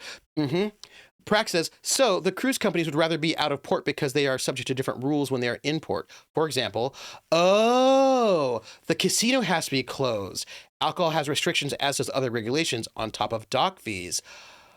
Oh, Prax, that makes sense. Look at you. See, I love it when people are like, there's the thing. So, by the way, I'm just going to install, uninstall, and reinstall as we are speaking, because I'm hoping that we can get this to go because we're doing a good thing. So, what's really fascinating? When I went on this cruise and it's me. So I spent the entire time analyzing the entire experience and investigating the entire experience because I just can't be in a space and not think about it. So on the cruise, I just took note. Of everything. It was a Carnival cruise. I just took note. And here are things that I noted. There were almost no Americans who worked there. The only Americans who worked the cruise were the cruise director, and one or two of the performers, almost no one else was American. Almost all the performers were like British. They were like Europeans for the most part, South African European, but there were almost no Americans. All of the like the captain, all of like the boat crew, like the people like the officers were all Italian, because apparently that's where the main cruise ship, like the schools to be a cruise ship captain are all in Italy. So that's all the officers, they were all Italians. Yeah, the people who worked in the spa were almost all South African, because apparently there's a really good South African school for being in spas. Apparently that's a thing. And so like these like kind of different nationalities sort of gathered in different areas. And no Americans don't work the ships. The Filipinos are the majority stewards, and the chef, the Italians. So I asked about this. I asked the Americans. I was like, the entertainers, like, what's up with that? And what they told me is that there are a lot of Americans who work cruise ships, but not the ones that I was on. They tend to work cruise ships in the Mediterranean or other parts. So all of this is a thing that if you spend a lot of time in the naval services. So while the Americans work the entertainment side, no. Vulpes, here's the thing. On this ship, the stage crew, they were not American. They were all basically Brits. And I was like, what's up with that? Right? Like, why are all these entertainers doing that, like the rah-rah American concert? Why are they not Americans? And what they told me was that the Americans who do all that kind of entertainment, they tend to work the cruises that don't, because basically here's what it is. Americans don't tend to work on cruises that hit American ports, because if they work on cruises that hit American ports, then they have to pay taxes in a different kind of way. So they will tend to work on the cruises where they don't hit American ports, which makes it better for them for taxes, apparently, is how that goes. And I just thought that was interesting. And I was like, oh, well, that's interesting.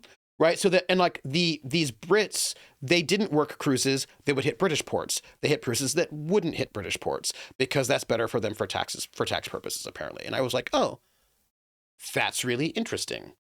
Okay, we're going to try this again, by the way. So when the casita showed up in the show, I was happily shocked, because that is my mom's house in PR, down to the color.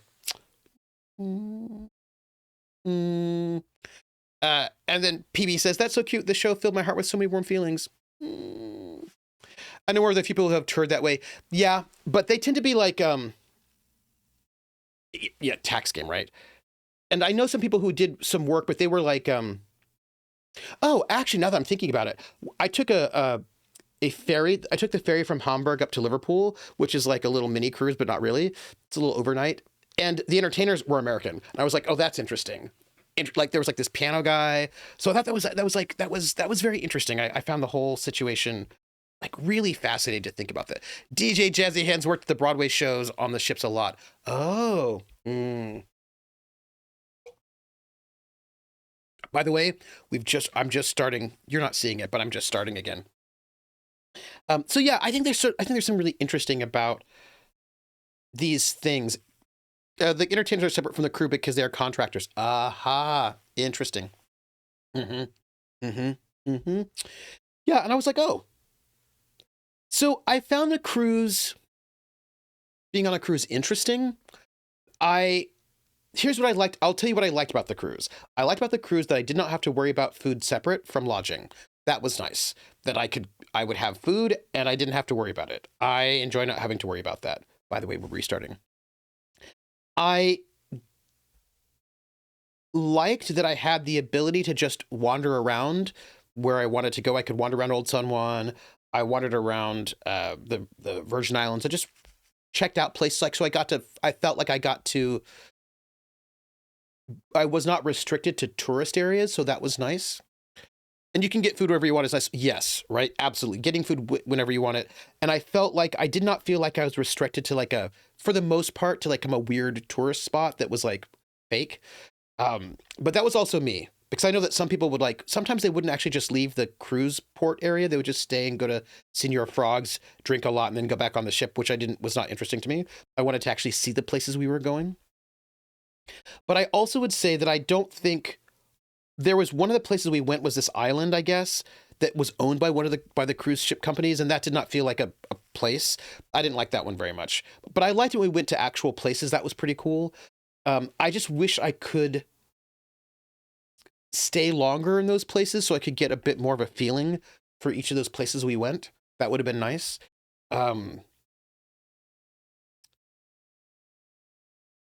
Because I would like to, for me, it was important to give money back to the local economy. If you know what I mean? Like I wanted to go and spend money. Like I went to a restaurant in the place itself. Like, you know, I wanted to make sure that that my money was going to the local economy. So that was important to me. But I just would have liked a little bit more time in each of the places. I would have liked to have been able to see a bit more. I felt a little bit rushed, and I would have liked to be able to breathe a little bit in each places that we were going, basically. They almost always go to an island owned by the cruise line. Yeah, that place I didn't like very much. It felt less good. Rich is like 2/3 of my Cthulhu players are going the Joko cruise. Hawkeye says, I did a day cruise once. Ooh, ratio of 10 people per deck chair. Nothing to do but either gamble or watch two entertainers. On shore, MDJ and I bought a card deck and played cards on the return trip. Oh, that sounds really nice. I actually got a lot of working done. What was really, by the way, the other thing was really nice about the cruise. This is a weird thing, but there's no cell reception in the middle of the ocean. So I got so much work done I was working on my book, dissertation, something. I was working on something academic, and I was really nice to sit on a deck chair and write. That was very, very nice with no distractions. Krellin says, my parents recently moved into a communal senior living complex that runs kind of like a cruise ship. Deal activities, free food, linen service, that sort of thing. Well, that sounds nice. I hope that when I get old, I can go to a place like that. I hope so. Hawkeye says, was part of a timeshare promo package, so we should have known. Oh, That's just how people should. That sounds really nice. That sounds really nice, Krellin. Prax says, you need to not be on a Carnival cruise for that, but most of the cruises in the Caribbean stop at their private islands in the Bahamas so they can say they went international for legal reasons. Oh, interesting. That's interesting. Artie says, eventually I wouldn't even leave the ship. These were massive ships, partly, though, due to my back issues. Yeah. And because my mother would do the same as she couldn't get around easily. That's fair. I actually really did enjoy the sea days where you're just out in the middle of the ocean. That was very nice. That seemed very nice. I like being on the ocean. Yeah. But yeah. Also, most of them follow the same route, which I imagine would get old. I think that Laugh Love Lindy is going to go on to it. By the way, I'm not ignoring the game. It stopped responding again. I do not know why it is like this. We'll work it out, my friends. We are going to work it out. It is what it, but hey, look, we did get some. We planted a garden. We did not get to tend it. Look, we are so close to finishing this game. If it just needs to stop acting up, and then we will be okay. That's all I'm saying. So what you need is a transatlantic or a reposition ship. Yeah, I think I should do that. That might be interesting. Lindsay's excited about the Sea Light cruises. Oh my gosh. So the game is ignoring me. So you all know Laugh Love Lindy, who has said this out loud, so this is not a breach of confidence, who has celiacs. And there are these cruises, these celiac cruises, where all of the food is gluten-free. And they get chefs who specialize in making really cool gluten-free stuff. And she never has to worry about cross-contamination. Because that's the thing, you can go to a restaurant and say, hey, is this gluten-free? And then you hope it is, but sometimes it's not. And that sucks because then you get sick. And she gets to go to these cruises and get all these cool things. And 9:30, Rissa. And it's really nice. You know what I mean? I do not have celiacs, but it makes me happy when my friends are able to have joy and get the things that they need, especially if they're not normally accommodated. So that makes me happy. It's fine. It's not like you have to finish this week. It's true, but we are getting close. My father really wanted to do one of those as they're much cheaper. What, celiac cruises? Oh, interesting. When he gets frustrated over the game not opening. Look, I've got ideas. And one of my ideas is about There's some things I don't think I can do, but it has to do with clearing caches. I can't do it because I'm currently live streaming, so that's fine.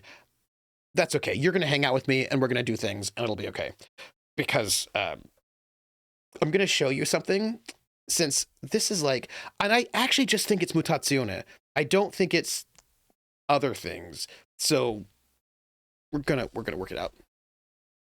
No, there are positions I don't have any stops. Oh, interesting. I hear, I do not know if this is true, but I hear that repositioning is cheaper. Like a repositioning cruise is cheaper. I was also told, side note, I was told that there are these things that you can do that are like really cheap, which is not a cruise ship, but like a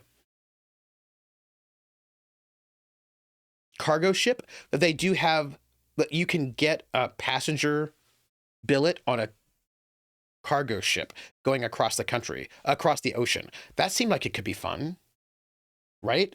I mean, I don't know, but it could be fun. That could be interesting. By the way, I'm going to just go here. I wish there was a trip that Anne could do like that. Apple is so sneaky and hard to avoid as an analogy. Oh, yeah. Yeah. Everyone has had issues this week with computer software. So weird. You don't want to do the cargo ships unless you have strong sea legs. All right. I want to show you something because we are here, and I bet this will work. I feel like this is a thing we can do together. Because I'm going to have to come back to, like, look, it was playing for a moment, then it decided it got tired. You know, they don't have the stabilizers of cruise ships. Oh, interesting. Interesting. I'm going to do a thing right now.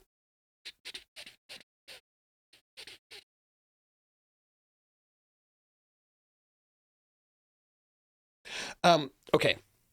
Let me see if I can do this. I think what I need to do is edit stream info, go here, and then go here. I want to show you this weird thing that I don't know how I feel about it. I'm gonna share it with you. So there's this game, as long as it works, I guess. Let me just validate those. Let me just validate those files before we start it up. And if it does work, then you know things are weird, right? That's just how that works. Okay. Yeah, I'm pretty sure this will be good. I'm going to show you a game that I played. I stopped playing it because, like, you know, certain kind of games, they just never end, and then, but you are done with them. Let's put it that way. I'm done with them, even if they never end. But I thought I'd show it with you because we can play this for the next time period while we are waiting. As long as it will go, which let's see how it goes. Yeah, based on what I've heard from my father years ago, they are cheaper. And even cruise ships can be a little rough if the weather gets bad.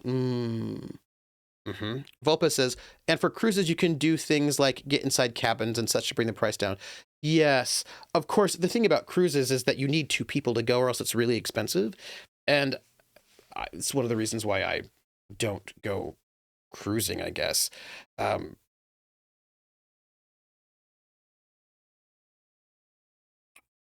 want you to know that I wonder if something is up. That's all I'm saying. Something. Oh, wait. I have an idea. Give me a moment. I have an idea. Because there was an OS update. I wonder if there's an update to Steam. Yeah, that sounds like me with ADHD. Someone decided it was just down with a game, even if I was enjoying it. All right, let me go and check Steam for an update because, again, you never know how these things happen. Sometimes it's just weird how these things happen. The thing is, I feel like I did do I did a restart. I absolutely did a restart. So I don't know why it's being weird. Let's see. Steam. Come here, Steam. Whoop. Steam.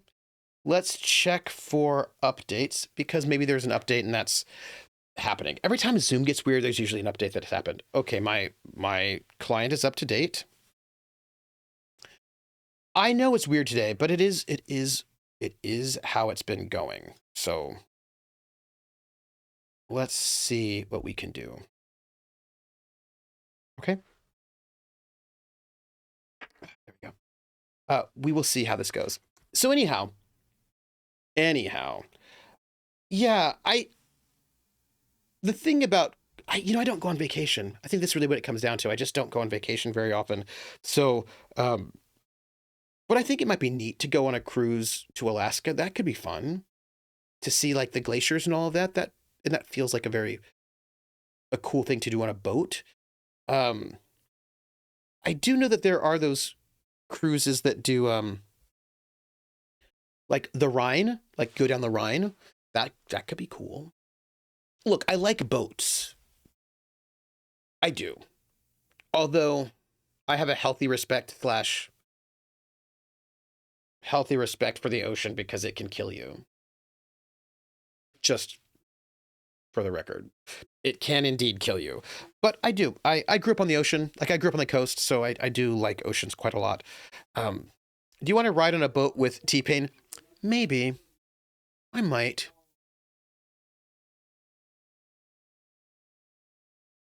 People are making noise out there. I'm on a boat. I'm telling you right now, it's being ridiculous. I do not know why it's being ridiculous, but it is being ridiculous. I would have loved to have done a Delta Queen-like riverboat cruise back in the day. Oh, that would be really cool. Like, yeah, that would be very, very cool. Hey, may I ask you all a question? Do you all go on vacation? Growing up, we didn't go on vacation. We couldn't really afford it. We would, if we wanted to go on vacation, our idea of vacation, which we only did a couple of times because of vacation expensive and we were poor, is we would drive over to Santa Cruz and get a motel room and then like hang out on the boardwalk. We'd do like for like a 3-day weekend or something. We like hang out on the boardwalk in Santa Cruz, which was very fun. But like I just am not really used to vacations in the way that people think of them. I guess a little bit better, but not really. So like, yeah, just like, what are your relationships to vacations? That's what I'm going to ask. Can I suggest something different that is free and Mac OS compatible for the rest of the night? Let's see. Please touch the artwork. Let's see. Well, I'm sad. Let's see. I got the kindest and most professional reject letter ever from Roll20HR. Well, I'm sad I didn't get the job. I feel remarkably respected. Oh, that is lovely. Oh, that is lovely. Please touch the artwork. I see you, Volpez. I'm gonna pull it up while we go. Road trips through New England. Carl says, I had a few family vacations I can remember. I don't particularly remember any of them being super amazing or cool, except for the alligator farm. Ooh, that sounds fun. Vacations not in very many years. Yeah. Hawkeye says, as a kid, we went on trips with the RV trailer all the time. Ooh, nice. When the kids were young, we traveled and hit all sorts of historical sites. Oh, that sounds really fun. Versus like, nope. Most we ever did was drive up to Disneyland for the day when we were kids. PB says, my vacation growing up was to use a sketchy van travel service 6 hours south to go visit family for a week down the border. I see you. Oh, in medieval times, I was the perfect age and degree of D&D nerd for that one. Because like I know people like they go. You know what I mean? Like they go off to vacation. And I just don't think, yeah, we didn't really do that very often. House of Dreams says, apparently my resume was stronger than I thought, and they said they're keeping my information on file, and they encouraged me to apply with them as soon as another job that aligns with my qualifications is posted. Very nice. Would that be a remote job, or would you need to move somewhere for that? That's my question. I don't know where Roll20 is based. Driving from Connecticut to Maine is about 8 hours to Bar Harbor. Oh. Medieval times and the alligator farm might have been the same trip. Where, Florida? Oh, it's fully remote. Okay. Artie says, I've only been on one big vacation. That was to Egypt. Oh, man. Which was really cool. Other than that, and the cruises that I wouldn't be going on because my father wanted to go. My mother wanted me to come so I wouldn't be alone. Florida. I would love, I want to go to Machu Picchu. Look, I really like archaeology. That's why I know Prax. And I just feel like it would be, there are a bunch of archaeological sites that I would really like to see. Please touch the artwork. Please touch the, that's not how you spell touch. Please touch the artwork 2. Okay. Let's see. We are going to see if this works. This is going to be our test. If this works. Because, you know, I might just need to like restart my computer, i.e. next time we game. We're going to try it out. We're going to see what happens.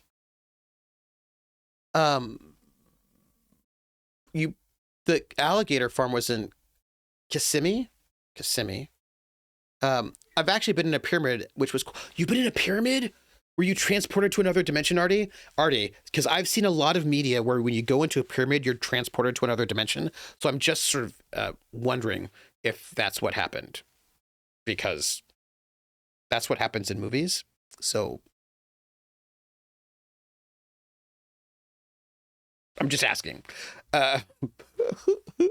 Let's see. I have been self-employed for almost 30 years, so taking time to vacation is taking time I'm not making any money. Yeah, I see, Volpez. Yeah. House of Dreams, Hector says, so vacation when growing up was going to Puerto Rico to visit family and enjoy the weather. As an adult, fandom conventions and SCA wars became my vacations. Huh. Oh, Volpez just says that's how we got Artie Snack. Artie Snack's from a different dimension. I got it. Artie Snack's actually from a different dimension and then was transported through the pyramid here, and that's how we get Artie Snack. I got you. Yes, Artie Snack, it is now confirmed. Artie Snack is from a different dimension. I'm glad to know it. That explains a lot. Well, I will say that I did go to Gen Con a couple of times, so that's cool. So I guess that counts. But again, that's also as an adult. Like as a kid, I never went to those places at all. Hey, Waterflea, how are you? Growing up, we didn't have much money either. Our vacations was just driving out of state or to Canada for weddings or funerals. Yeah, Waterflea, that's the same, right? For me, that was like, oh, okay. Yeah, we just hung out. We just hung around, basically. That's all we did. But it's interesting to think about, right? That kind of the process, like, I'm going to go on a vacation. Let's go book a trip to exciting other place and then go to exciting other place and then do exciting other things for a while and then come back. That has not generally been my experience for the most part. But also Americans don't get that much vacation. So, you know, I know Americans think that Canada is a different dimension, but you know what? And for the record, please touch the artwork 2 is also not responding. I actually think I probably just need to clear my cache is what I think is happening. I feel like this is a cache clearing situation is what I think we are dealing with. Like just another restart and clear the cache and we'll probably get there where we need to go. So that said, let me just check out something for you while we are in the moment. I'm looking at probably not that, but I will check. Yeah, I think I probably just, but the thing is I actually just did a restart before we started the stream. So you would think that would not be an issue, but you never know. House of Dreams says, oh, if Americans got as many vacations as Europeans, I think so many of us would be less high-strung and anxious. I don't know if that's true. We would just might be high-strung and anxious. Look, there are people in the United States who are high-strung and anxious, and they are rich and have all the vacation days they want. So it might just be part of our vibe, you know? Just saying. Rissa says, is it bad that I've been looking at the next 10 years before I can retire minimum, looking at the severance package at work, which will last for 6 months of pay, and wondering if it'd be worth it to be laid off since I'm at the max severance I could ever get from the current employer? No, don't think that's bad at all. Not at all. Artie says, to finish my earlier comment, which I lost my train of thought, get back on the train. We used to go either down to the US for the day or to Pennsylvania for the weekend because they don't have sales tax on candy. Oh, interesting. Yeah. Oh, that's interesting. Yeah. House of Dreams is like, that's true. There are a lot of anxious and high-strung rich people. Like, I just think we have a lot of we just have, I think that there are just different, sometimes our cultures do our thing, you know what I mean? Sometimes our cultures can be particular. That's all I'm going to say. I'm just going to say that sometimes our cultures can be particular. Yeah, like vacation, like this is Balpez. Last vacation like thing was a friend's destination wedding in Turks and Caicos almost 10 years ago. You were the best man. It was an all-inclusive resort, and as much as I'm not a beach person, I would go back in a heartbeat. Ooh, ooh, ooh.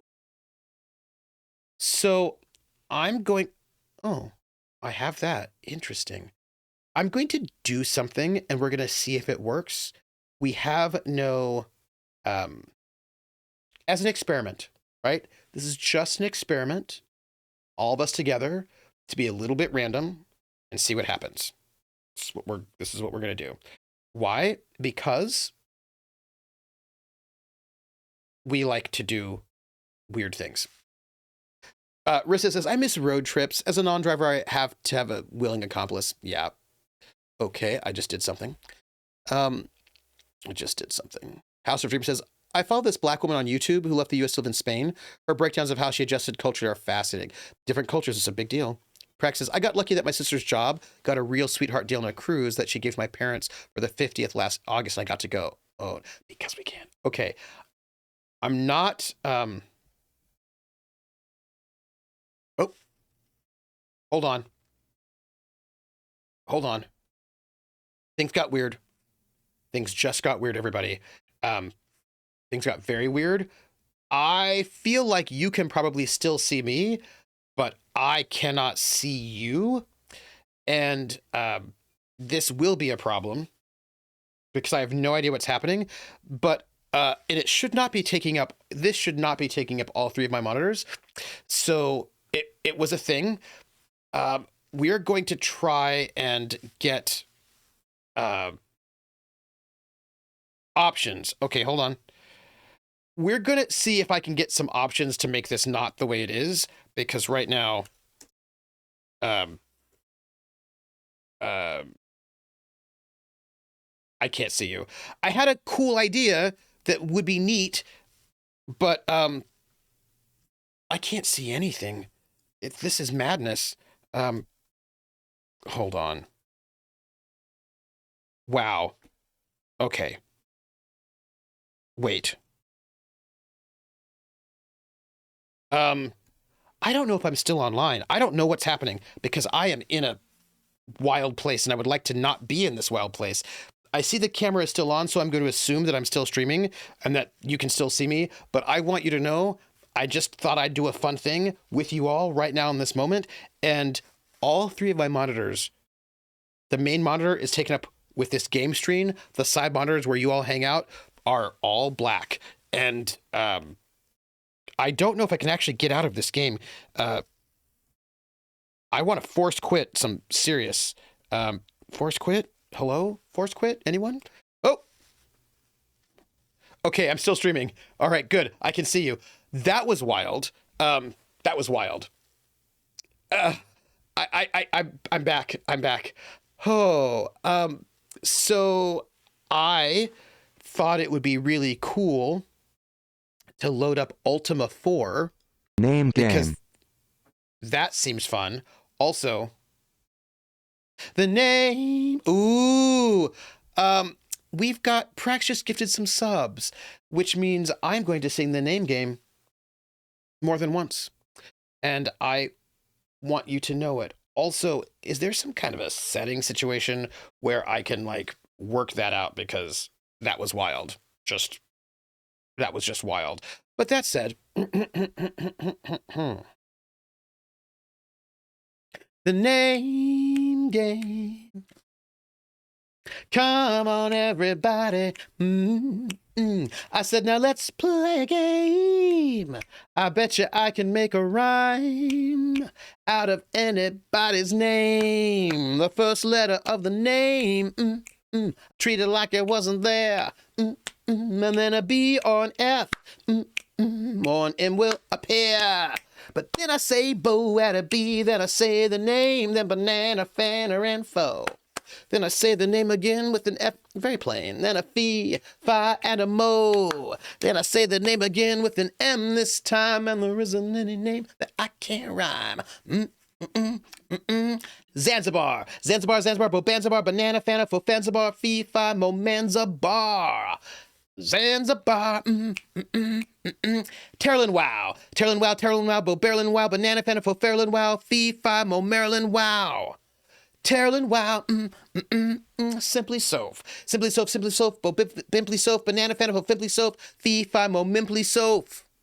Simply soph, But if the first two letters are ever the same, I drop them both, then say the name. I like Bob. Bob drop the B's, Bo, Arb, or Fred. Fred drop the F's, fo, red, or Mary. Mary drop the M's, mo, airy. That's the only rule that is contrary.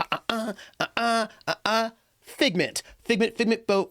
Figment, figment, bo, bigment, banana, fana, fo, igment, fee, fi, mo, mignant. Migment, figment, Max Rider.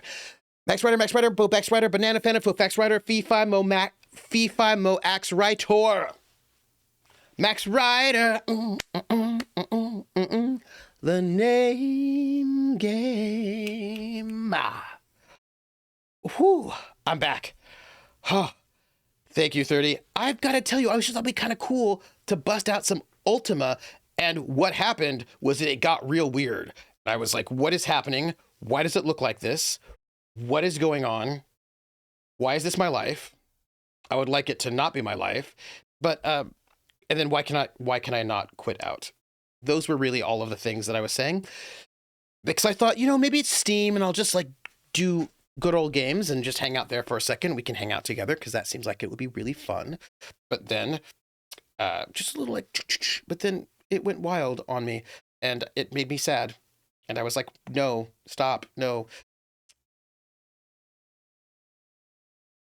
We have a moment. I'm going to try something completely different. Let's, oh, wait, look at this.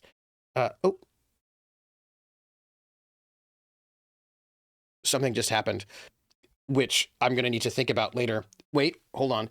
So here, you know what I was thinking about? Let me go to security for a second, because this might fix it. Why is this life? I don't know why this is life. It is what it is. That is just how we go. I need to give something access to something. Keystrokes? Maybe. So anyhow. Now I want to try to, it's fine. Don't even worry about it. Don't even worry about it.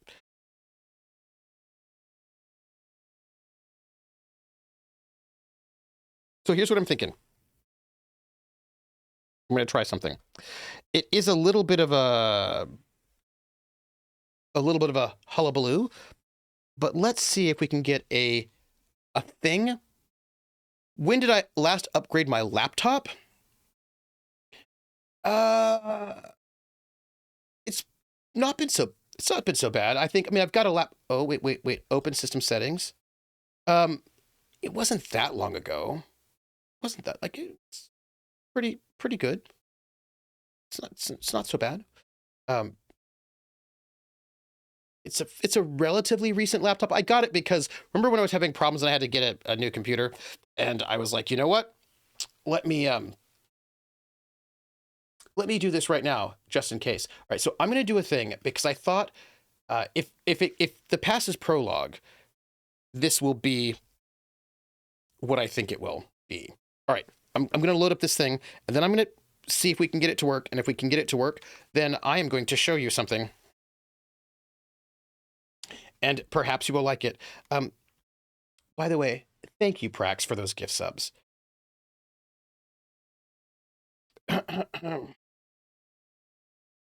Guess what?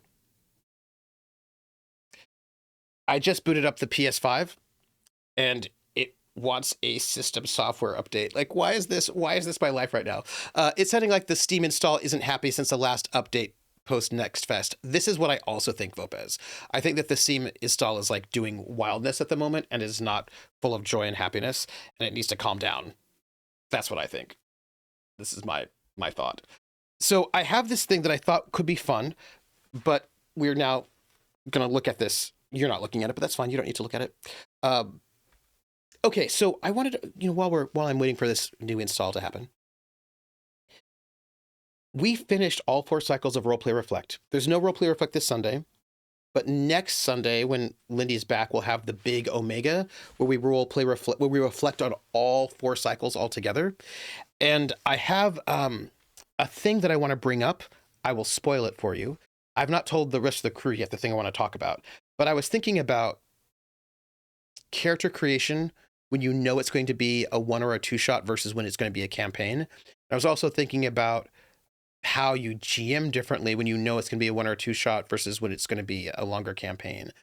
And I was just really thinking about the kind of significant differences between how you make a character for a short shot versus a longer shot, and how you play it, and how that sometimes makes characters not transferable, right, from one to the next. Like some characters are like, oh, I don't think I could play this character in a long campaign because they are sort of built in such a way to only work in a short shot. And I just think that's actually quite interesting. Okay, let's see.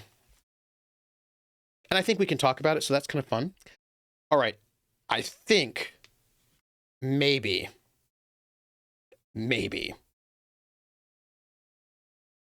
I'm going to see if this is going to go. It may not, but this is a bit of nostalgia. Perhaps. We're going to see how this goes. I think... Oh, and if this actually does go, I'm going to have to change my... Yep, okay, I think... Is this actually going to go? I think... Well, let's test. I'm going to bring us to game. And I'm also going to change the name of this stream info. Right, we're going to change this to... Oh, you know what I want? I know what I want. There's a game that I want that I've just thought about right now for the first time in 1,000 years. So let's try, I guess, this one?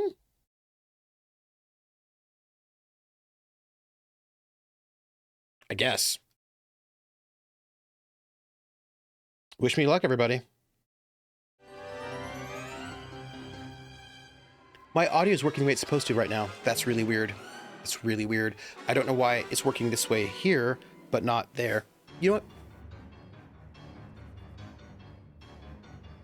Not gonna lift a gift horse in the mouth. Good conversation to have. I tend to build and portray short shot characters in a way that I can drive them like a used car. Praxis PB could have comments about that given the current Witcher from Covert with Love Stars a one shot but has grown. So lots of big swings, less caution, massively pop pushing, absolutely. Also, people that don't necessarily have a end state, right? Or when you're building a character for a game at a con, right, where you're playing with people you may not know, absolutely, those things totally make those things different. It cannot steal our quarters. Okay, so this is Dragon's Lair. This is a game that this game was 2 quarters. Like most video games were 1 quarter, this was 2, and I died always in the first 5 minutes of this game. I have never been able to get past like the first 2 challenges. It's all quick time events. It's from the 80s, Don Bluth, a big deal. And I was like, I'm not spending 2 quarters on this game to die in the first, and I think you only had 2 lives. I think not only was it 2 quarters, I think you only had 2 lives, and I was like, I'm dying all the time. So I stopped playing it. It was the classic quarter eater so much. Sometimes you name your character a silly name you only expect to say a handful of times. This is what I'm saying, PB.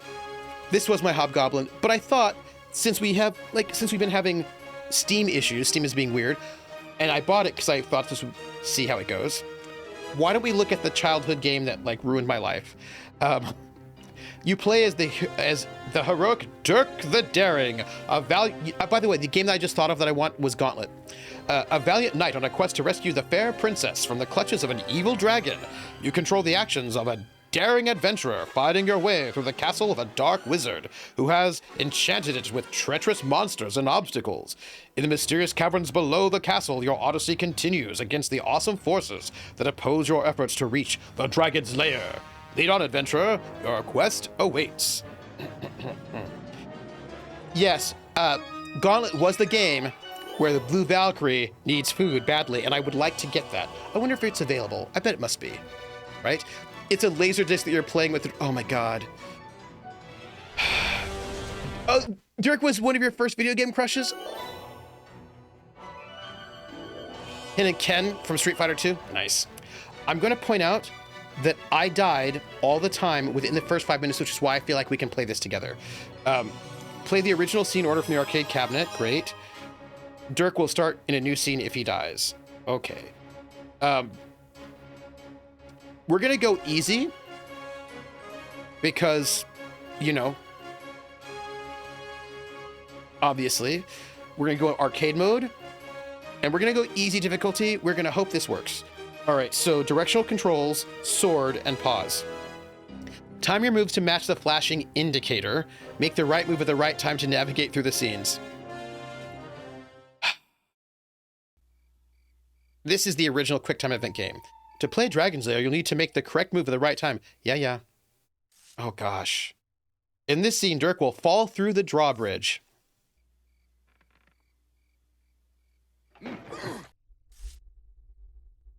It's time to make a move. To survive, touch the sword. Oh, okay. Ah! Congratulations, you made the correct move. Thanks, I guess. I'm gonna die.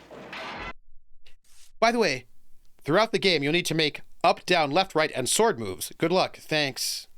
By the way, this was such a cool game. It was like the first, like it was all cartoons. Remember, this is like in the 80s. This was like such an impressive game. It was so cool. It was so amazing.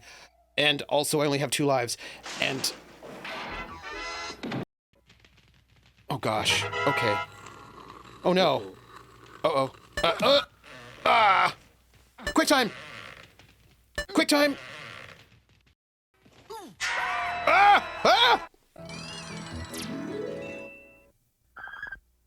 I died. Okay. Save me. By the way, okay. I also died. So, hey everybody. This is how I used to play this game when I played it back in the arcade. Just like that. I don't know if you noticed, but we died 3 times. Apparently, just like that. We're done. We do have another 15 minutes. We're going to try again. But I'm going to read chat. The Gauntlet games on consoles were better, in my opinion, though. Oh my gosh. Yeah, these games. It was so cool, but no one could ever see the cool stuff because no one could ever beat it. Yeah. More death would be hard to do with this one. Yeah. It's just money, right? Just money. Just quarters. By the way, we're not doing more death with this one because this is just death all the time. There's also the sequel, Space Ace, that is so bad. It is apparently... I've got all 3. We're going to continue. We're going to try again. The game... Okay. Okay. Okay, wait.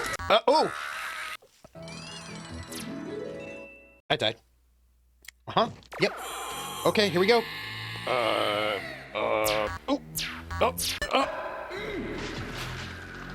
Oh, okay.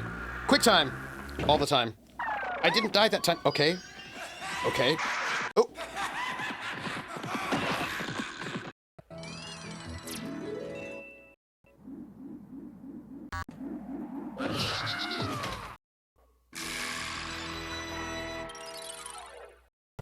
Right there, that was a whole $1. We just spent an entire $1 for that. I just want you to know it. Do I have the hologram game Time Traveler? Ooh. There are entire speed runs. I'm sure there are people who are very good at this. So I just wanted to share with you the game. By the way, we just spent $1. We just spent $1 of our hard-earned money. And in case you did not know, you know the boxes of lemon heads, you could get that for 10 cents. So we just lost 10 boxes of like lemon heads or Boston baked beans, that sort of thing. And candy bars were 25 cents. So we just lost 4 candy bars. This is an authentic portrayal of how every person I ever saw play this game played this game. Yep. Because I want you to know what my life was like in the 80s. We're going to do one more time. We're going to see how it goes. We're going to continue. Okay.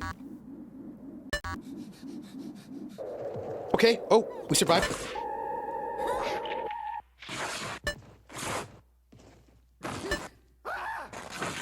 Oh, gosh. Okay. Hey, we didn't die. That's amazing.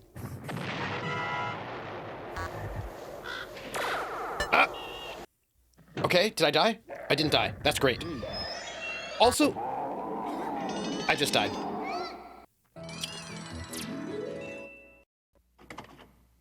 Awesome. And I died. That's amazing. Okay. Oh, nope. And I died.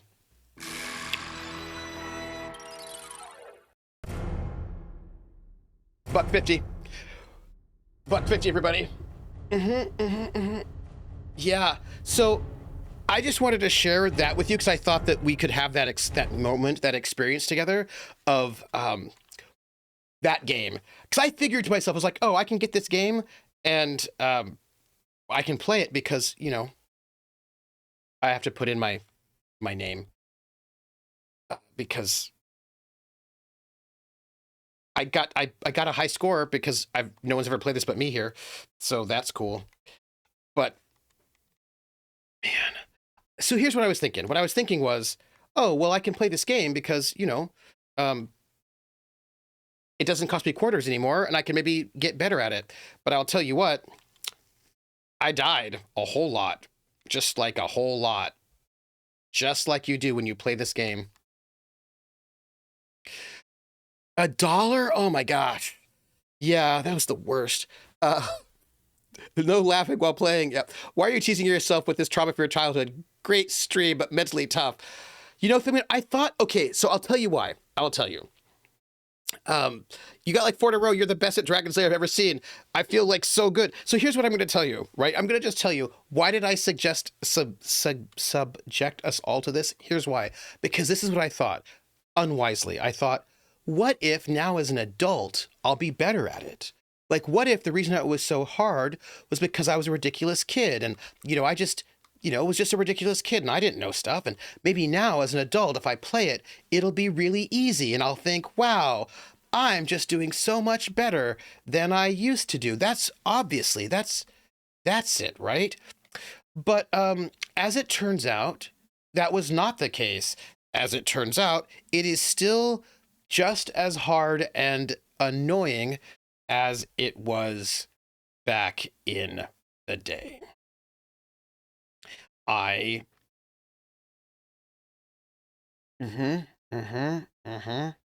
Yeah. Welcome back. You missed us playing Dragon's Lair. That's all.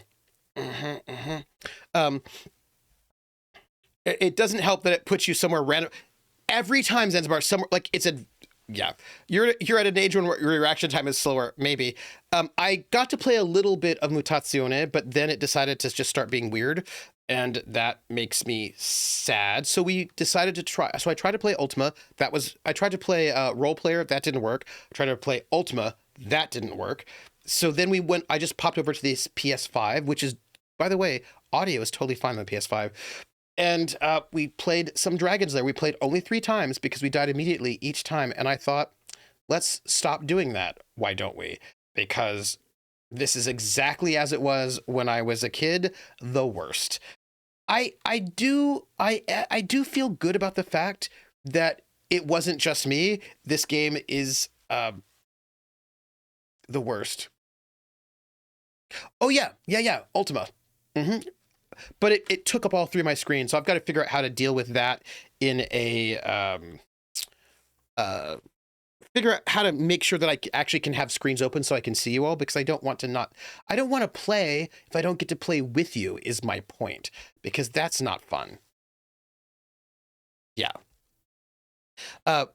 I did get some much needed chat nostalgia, as a matter of fact. You can play I can play Hitchhiker's Guide to the Galaxy free at the Internet Archive. You know, Hitchhiker's Guide, and then also the Leather Goddesses of Phobos. Those were the two right there. You know what arcade game I think I would love? Have you played the Capcom The Tower of Mystara? No. No, I haven't. By the way, I'm going to just search for, because we're still here, I'm going to search for something. I'm going to see if Gauntlet isn't here at all. I don't know if it is, but I thought I could search since we were talking about the Blue Valkyrie needing food badly. And why not? If we're here anyway, then we can just, check it out. I will tell you, there are a couple I loved arcade games so much. Gauntlet Slayer Edition. Is this the same Gauntlet? What I want is a old school Gauntlet is what I want. Let's see what this is. I'll check it out. There was one called Haunted House that made me want to own a computer when I was little. Ooh. Let's see. Dungeons and Dragons Tower of Doom. Oh. Okay, so this is Gauntlet Slayer Edition. I'm looking at this, and this looks to be not old school. It looks very new school, so that's not going to do it for us. You could probably emulate Gauntlet, right? Probably.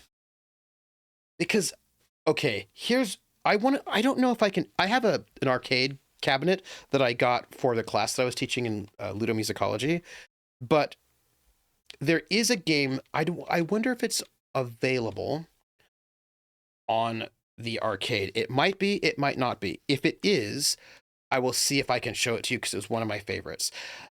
So speaking of arcade games, those of you who played arcade games, what were your favorites?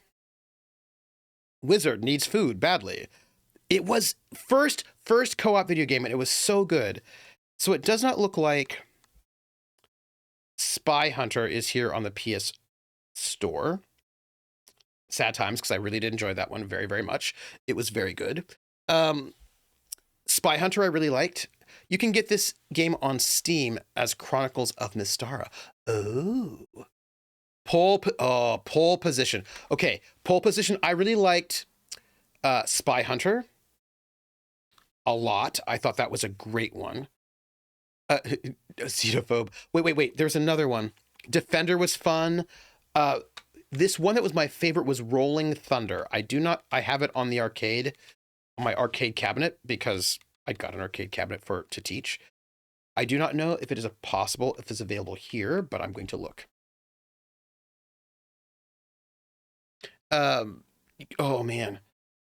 Oh, okay. It is. Okay, there's a thing called Arcade Archives, and Arcade Archives does have Rolling Thunder. I'm going to get it right now, and I'm going to show it to you.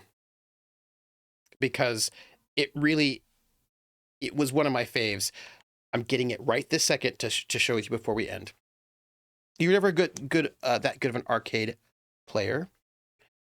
Okay, right now I want you to know I'm going to share a game with you that I really loved as a kid. It's one of my favorite arcade games were like Mario Brothers, the original, Tron, really loved, Spy Hunter, Rolling Thunder, Sinistar, Frogger I quite liked, Gauntlet I also quite liked.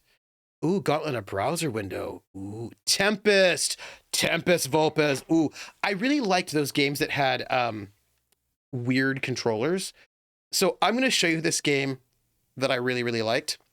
And I'm going to have to change the title of this thing again, because that is our life right now. But I'm going to give it to you before we end. Rolling Thunder. So this game, I don't know why I liked it so much, but I did.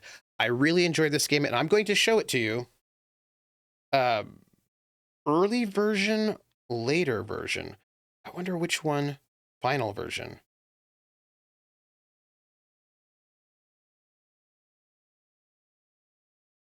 Okay, so here's the thing. I think I played either later or final. So we're going to go with final. Is what we're going to do. Frogger, oh, so good. Okay, so basically, directional buttons, move. We really just want to jump. Wait, okay. Jump is X. Shoot is square. No, it's not. Jump is circle. X is shoot.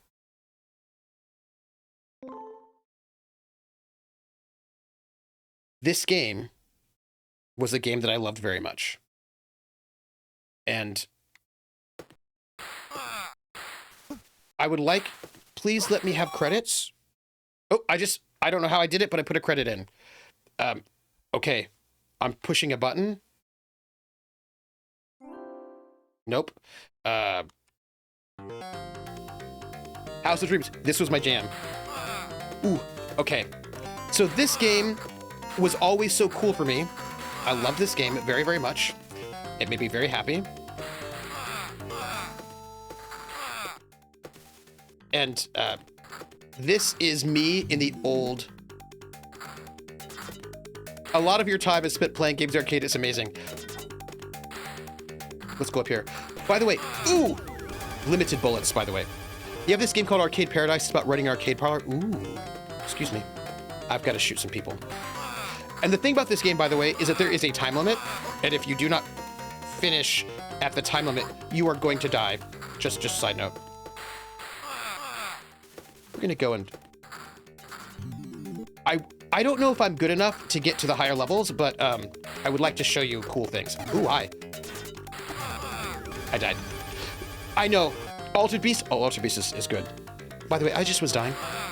Oh, Yar's Revenge. So I'm hoping that I can show you the next part. I never got as far as I would like in this game, but you know, you do what you can.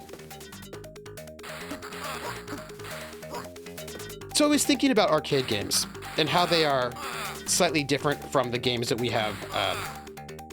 Excuse me. Ooh, excuse me. Oh, I got shot. He came in right from behind. I'm gonna read.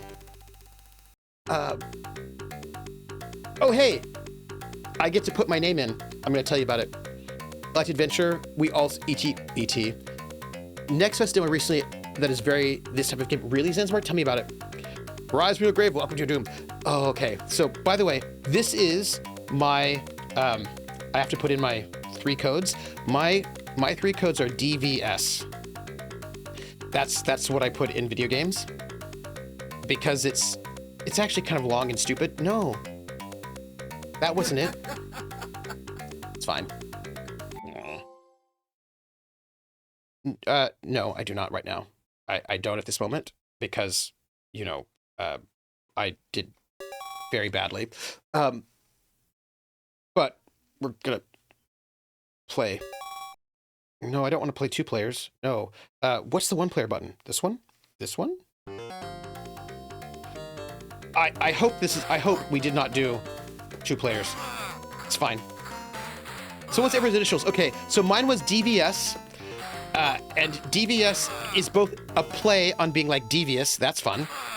But it's also this other thing. When I was a kid, my friends and I used to play kind of an RPG, but without the RPG. We would play, thank you, 930. We would play V.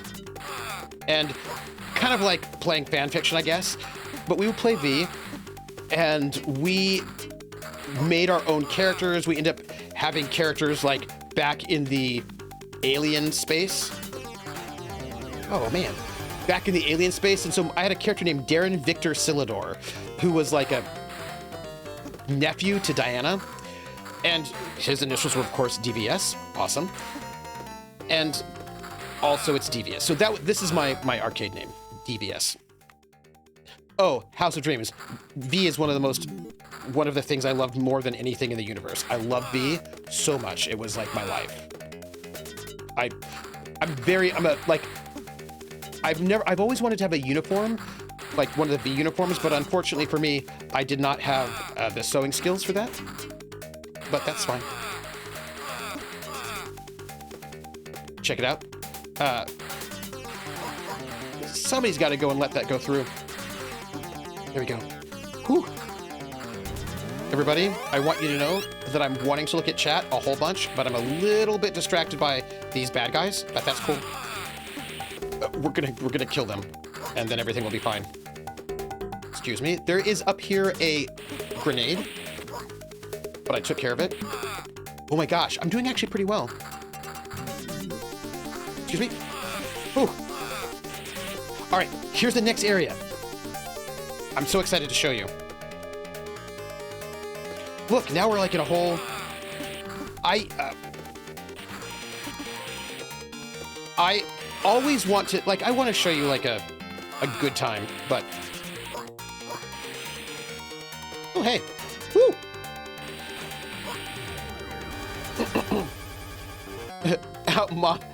You're right. You should not... You should not. You can have... You go wild. You want to do your initials, you do your initials. That's what it's all about.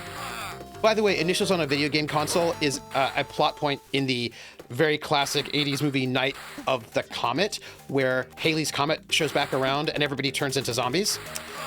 Because why would it not have that as part of its situation? Ooh. All right. If you don't mind, I'm going to get to the end of this thing, and then you're going to see it, and then I'm going to show you coolness. Whew. That was a little close for my taste. Excuse me. All right, this guy's going to throw a... Hey, we've not had any grenades. Oh, that guy.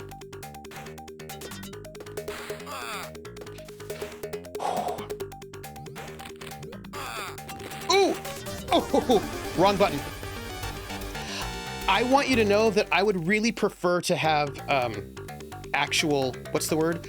Actual arcade cabinet buttons. I find these buttons are a little, I find the actual buttons where you're actually hitting actual buttons a little bit easier than these buttons because I keep mixing up jump and shoot. That's all I want to tell you. But that said, we are going to end it for today. I got pretty far. I want to show you the other levels, but we're going to do that later. We will play Rolling Thunder again, I think. Yeah, I need a fight stick, really, is what I think I need. Yeah. Oh, Fox, Vulpus Fox, that's a good one. That's a good one. Yeah. I even watched the reboot. Say What You Want. Maria Bracken killed it as the V Lizard Queen. I got to watch some of the reboot, but I didn't get to finish it because grad school. But hello, Janitor Prime. How are you? How are you doing? How are you? She was so early 2000s. It took me. Oh yeah, it was so good. So did you use Arcade Box? Does your Arcade Box use HDMI? I mean, it's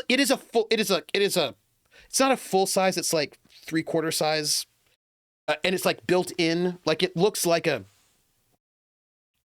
it's a arcade box with got to press buttons and the whole thing. I do not think there's an out. I do not think there's an output for it. I think it's just it's just right in there. So I do not think I can output it, but I wish I could. Also, this was the very first time in the annals of my Instagram, there are several photos from SDCC where I take pictures with V cosplayers.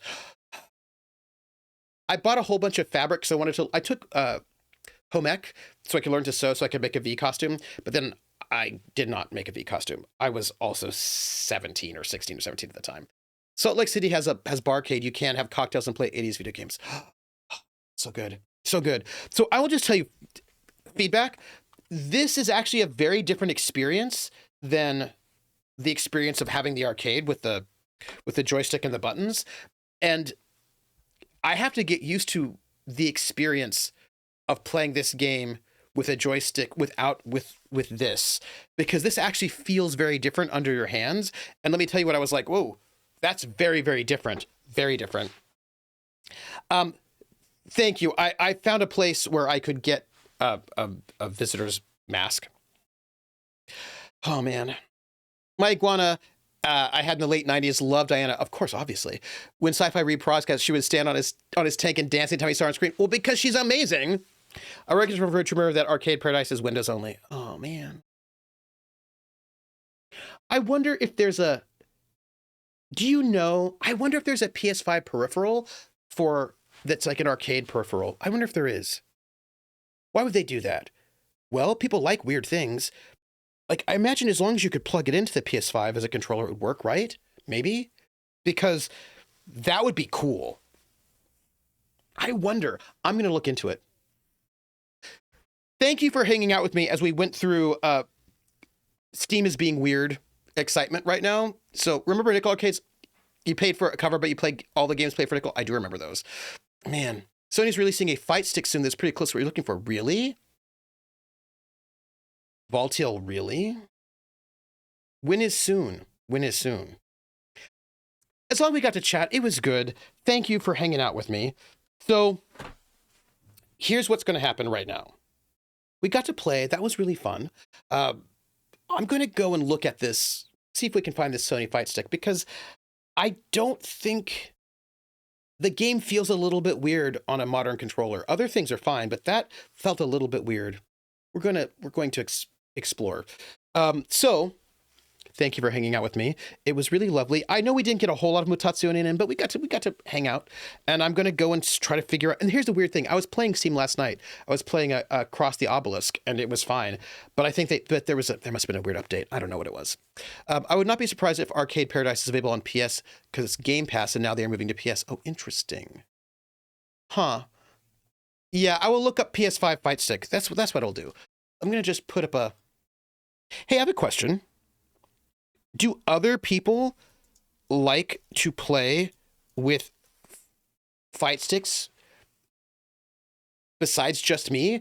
This is what I want to know, because it's a different feeling. It's a different haptic feeling. And I'm going to look at this to see. Gotta slam buttons. Oh, put it in video music. Thank you. Let's see. You're cool. Thank you. I'm going to be watching Critical Role in a half hour. I'm also going to be making some chili, I think. I have to make chili. I have to make food. I might not have to make food. I should make food. We will see. I may make food. I may not make food. I don't know yet. But I should make food. If I make food, I'll be watching Critical Role on my iPad. So I may not be able to chat for the beginning a little bit. But let me tell you where you can find me next. Boom. Tomorrow. Boom. 7 p.m. Eastern. Boom. For the Gamblers, episode 4, where they may wrap up their situation with Ferric Redthane. I don't know. We'll see. They got the soldiers drunk. And then Saturday at 1 p.m. Eastern over at Table Story, I will be there playing Tiny, the Dame Tiny, the Dwarven Fighter, in Song of Heroes over on Table Story with a good crew. Good time. It's a 3-shot. Come and check us out. Sunday night, there will be no Roleplay Reflect because Lindy is off in Scotland. And then you can find me on Thursday for more Mutazione, we hope. I'm going to keep working on figuring out what's going on there. And that's me. I've just updated, by the way, I've updated the calendar for the month on the Twitch so you can see what I'm doing. For this month, the big stuff to note is I have got a game that I can't tell you about. That is not... There are 2 games on there. There's one at the very end of March and a Sunday night game at the very end of March. It's a season 2 of something that I've been in, but I cannot announce it because I don't know if I might be able to announce it, but I don't know if I can or not. So, and then there's another game that's going to be on a Wednesday, and I cannot say anything about that just yet, but I hope I will be able to soon. So soon. Let's see. Stir fry. Oh, stir fry. Ooh. Stir fry. Arcade Paradise is available on the PS. Huh. Jenna Prime's like, haptic feeling, where's your Nintendo glove? This is what I need. I need a Nintendo glove. This is true. This is what I need. Shen Blaster, Dwarven Gladiator. Yar. I see a full wall of games. Any from the 70s, 80s? These over there? Absolutely. Right. I mean, I basically have RPGs from every decade. It's one of the things I care about a whole lot. I've got Yeah. And unfortunately for me, I don't have all my games unpacked, but I've got Tunnels and Trolls, D&D, all many editions, Rune Quest, you name it, all the way from I try to go and get like important games from each decade. Any to take your players to realms little seen. Oh, all right. Rissa says good. I have to say good night. Good night, Rissa. I'm gonna go because I'm gonna try to get some food in before Critical Role starts in 15 minutes, and we'll talk more about games later. Thanks for hanging out with me. Oh man, I'm gonna tell you what. Dragon's Lair still sucks. That's it. Stir fry, stir fry. All right, everybody. I'm going. Good night, everybody. Take care of yourselves, and I will catch you on the flip side. I'll see you later today or tomorrow. Bye, everybody.